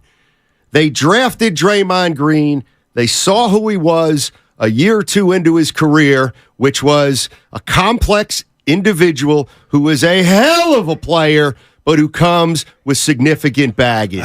They embraced all of Draymond Green. All of it. The good, the bad, and what's in the middle. So, but the timing is horrible. The Warriors didn't sign up for this, I will fight you on that till the cows come home. Well, Nicole Racone on YouTube, hey, she's telling me, Goo, this is not you. Relax. But, Nicole, I'm nervous with Dre in the lineup for tomorrow's game, but find me a positive. Give me a sedative. Give me some morphine. The basketball version of morphine of how this helps them tomorrow night. It doesn't. It hurts them. That's why everybody's upset, either at the league or at Draymond, because it hurts the Warriors. It hurts the Warriors at the end of the day. At the end of the day, it hurts Steph Curry. Wow, man. And Klay Thompson. But this isn't the first time it's happened. It's just another time where he breaks your heart. Some people are with him, some people aren't. Wow, man. You can't tell me. Go ahead. You cannot tell me that if the Warriors get beat in this series and they lose, if the Warriors lose tomorrow night and go on to lose this series, you cannot tell me that okay. Go ahead. Anybody want to bet me on this? There's no chance if the Warriors lose tomorrow and lose this series that Draymond Green's getting an extension. I'm on that. I'm on that street. And when I tell you that I had the Joe Lacob, you could be like, what are you talking about? It wouldn't be the first time. The Joe Lacob cam, as I watched that game, that was a man that, Steiny, I'm going to use this word. I just feel like he's irritated at the careless turnovers. Like he's just at a point of, what are we doing? And now this is on his table, and you're talking about what you're talking about. If it goes that way, that he writes a check and feels good about writing it. Now, I'm going to put another rat on the table early. I'm being real, Steiny. How do you think Dre feels? Who cares? Who cares? Who effing cares? Wow. How does Draymond feel? I would like to think he's got some introspection and thinks, oh boy, I did it again. How does Draymond feel? I care infinitely more about every single Warrior fan and how they care than Draymond Green. Please. How does Draymond feel? He should have thought of that 10 years ago. I'm telling you, I ain't a wrestling guy. And you know what, Drew? Let me be clear. No, go ahead. I thought the suspension's excessive. I don't think he should have been suspended. I'm with you. For tomorrow's game. I'm with you. But darn it, how many times have we been here? And he did the whole WWE thing in Memphis last year in the playoffs when he got thrown out, but Adam Silver was in attendance. And I was like, Dre, you got to just read the room. And I felt like Adam and company, Steiny, probably thought Draymond was, I'm above the law. Great rap group out of L.A., Steiny. That wasn't the time to do that. And then he's smiling up at the cam. They popped him. 650 Steiny, is this good for the NBA? Reward the crybabies. People keep thinking Dre should. No, it's not good for the NBA when your star players get suspended. No, it's not. And before anybody else gets into it, you know what? Sabonis got off. He got off. He did. The Warriors. Well, he has no priors. The Warriors. He has no priors. In the last day, forget the game. They got a bad whistle yesterday. They absolutely got a bad whistle with the league suspending Draymond Green for Game 4. But they said he had priors. It was about the priors. He did. So Sabonis had no infractions. That's right. That's right. But I still, I don't think it was meted out fairly. But again, it's you put yourself in. Yeah. You put yourself in this position time and time and time again. All right. I'll go to Anita because I think I'm going to agree with her. Hey, Anita, how you doing? Hey, doing well. Crybaby Sabonis. I mean, if they're talking about past indicators, each game should be fresh. And if they look at Sabonis's actions throughout the entire game, they both should have been suspended. And Draymond plays with passion. There are many of us. I play competitive sports. I'm like a Draymond. I'm a freight train coming, and in the heat of the moment, and I'm sure he was not thinking about how this is going to affect me. He was trapped by Sabonis. The ankle was trapped, and you're going to shake it off, kick it off, whatever is holding me down, I got to break loose. Thank you. Nobody's going to say anything that's wrong today.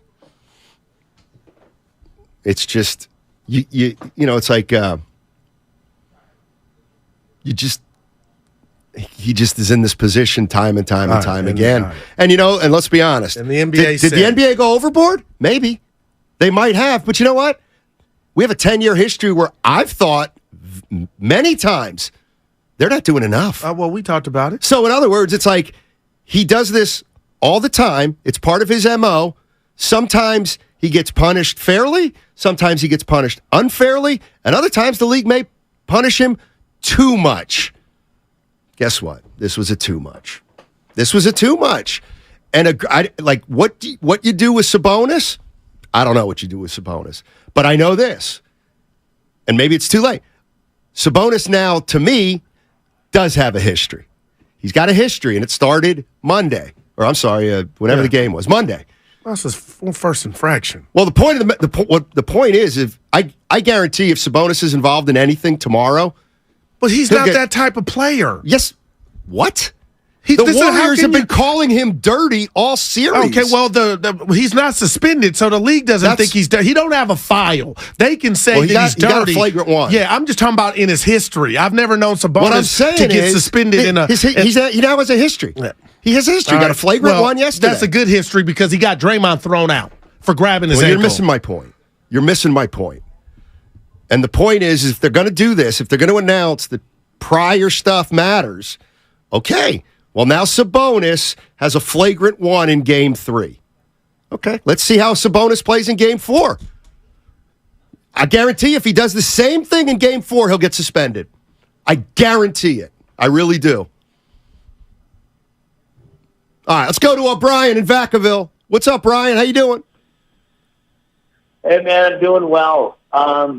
Just want to first off say I'm a big fan of you guys' show. Thanks. Obviously, with Draymond Green. You know, I mean, look, we're not surprised, right? But because of his name, Draymond Green, this is why it led to the suspension. Now, him screaming to the crowd, I think is good for basketball, whether if you guys like it or not. I thought it was good for entertainment. I think it brings people to the crowd. Now, you don't suspend Draymond Green in a playoff series in Game 3. You just don't. But you do. You know what I mean? You do. It's happened before. You know? Go ahead. I'm sorry. There's never been a scenario. Listen, there's been not one scenario where Draymond was grabbed like that and he did something to offend a player. In the past, it's been Draymond Green's decisions to do stupid decisions. This was because he was grabbed by the ankle. Now, because of that, this wouldn't have led to this situation. I got a question for you, B. Real quick. You think Draymond did that intentionally? I think after he was grabbed by the ankle, then yes. Well, then he's got to be suspended. No. Well, then thanks for the call, Brian. Then he should be suspended. Well, because you cannot intentionally kick a guy in the chest. Sorry. I agree. Have you and I have a discussion about Dre and said sometimes we thought he was out of control. He was the Monday. Pelicans game. Mm-hmm. We thought he was out of control. We can admit that, right? Two men can admit that. I'm asking you this question you just posed to the caller. Do you think the fact that the commissioner was front row as Dre put on that show as he left, you think that has something to do with him getting suspended? Maybe, I do. But okay, so it does. But you're like, it don't justify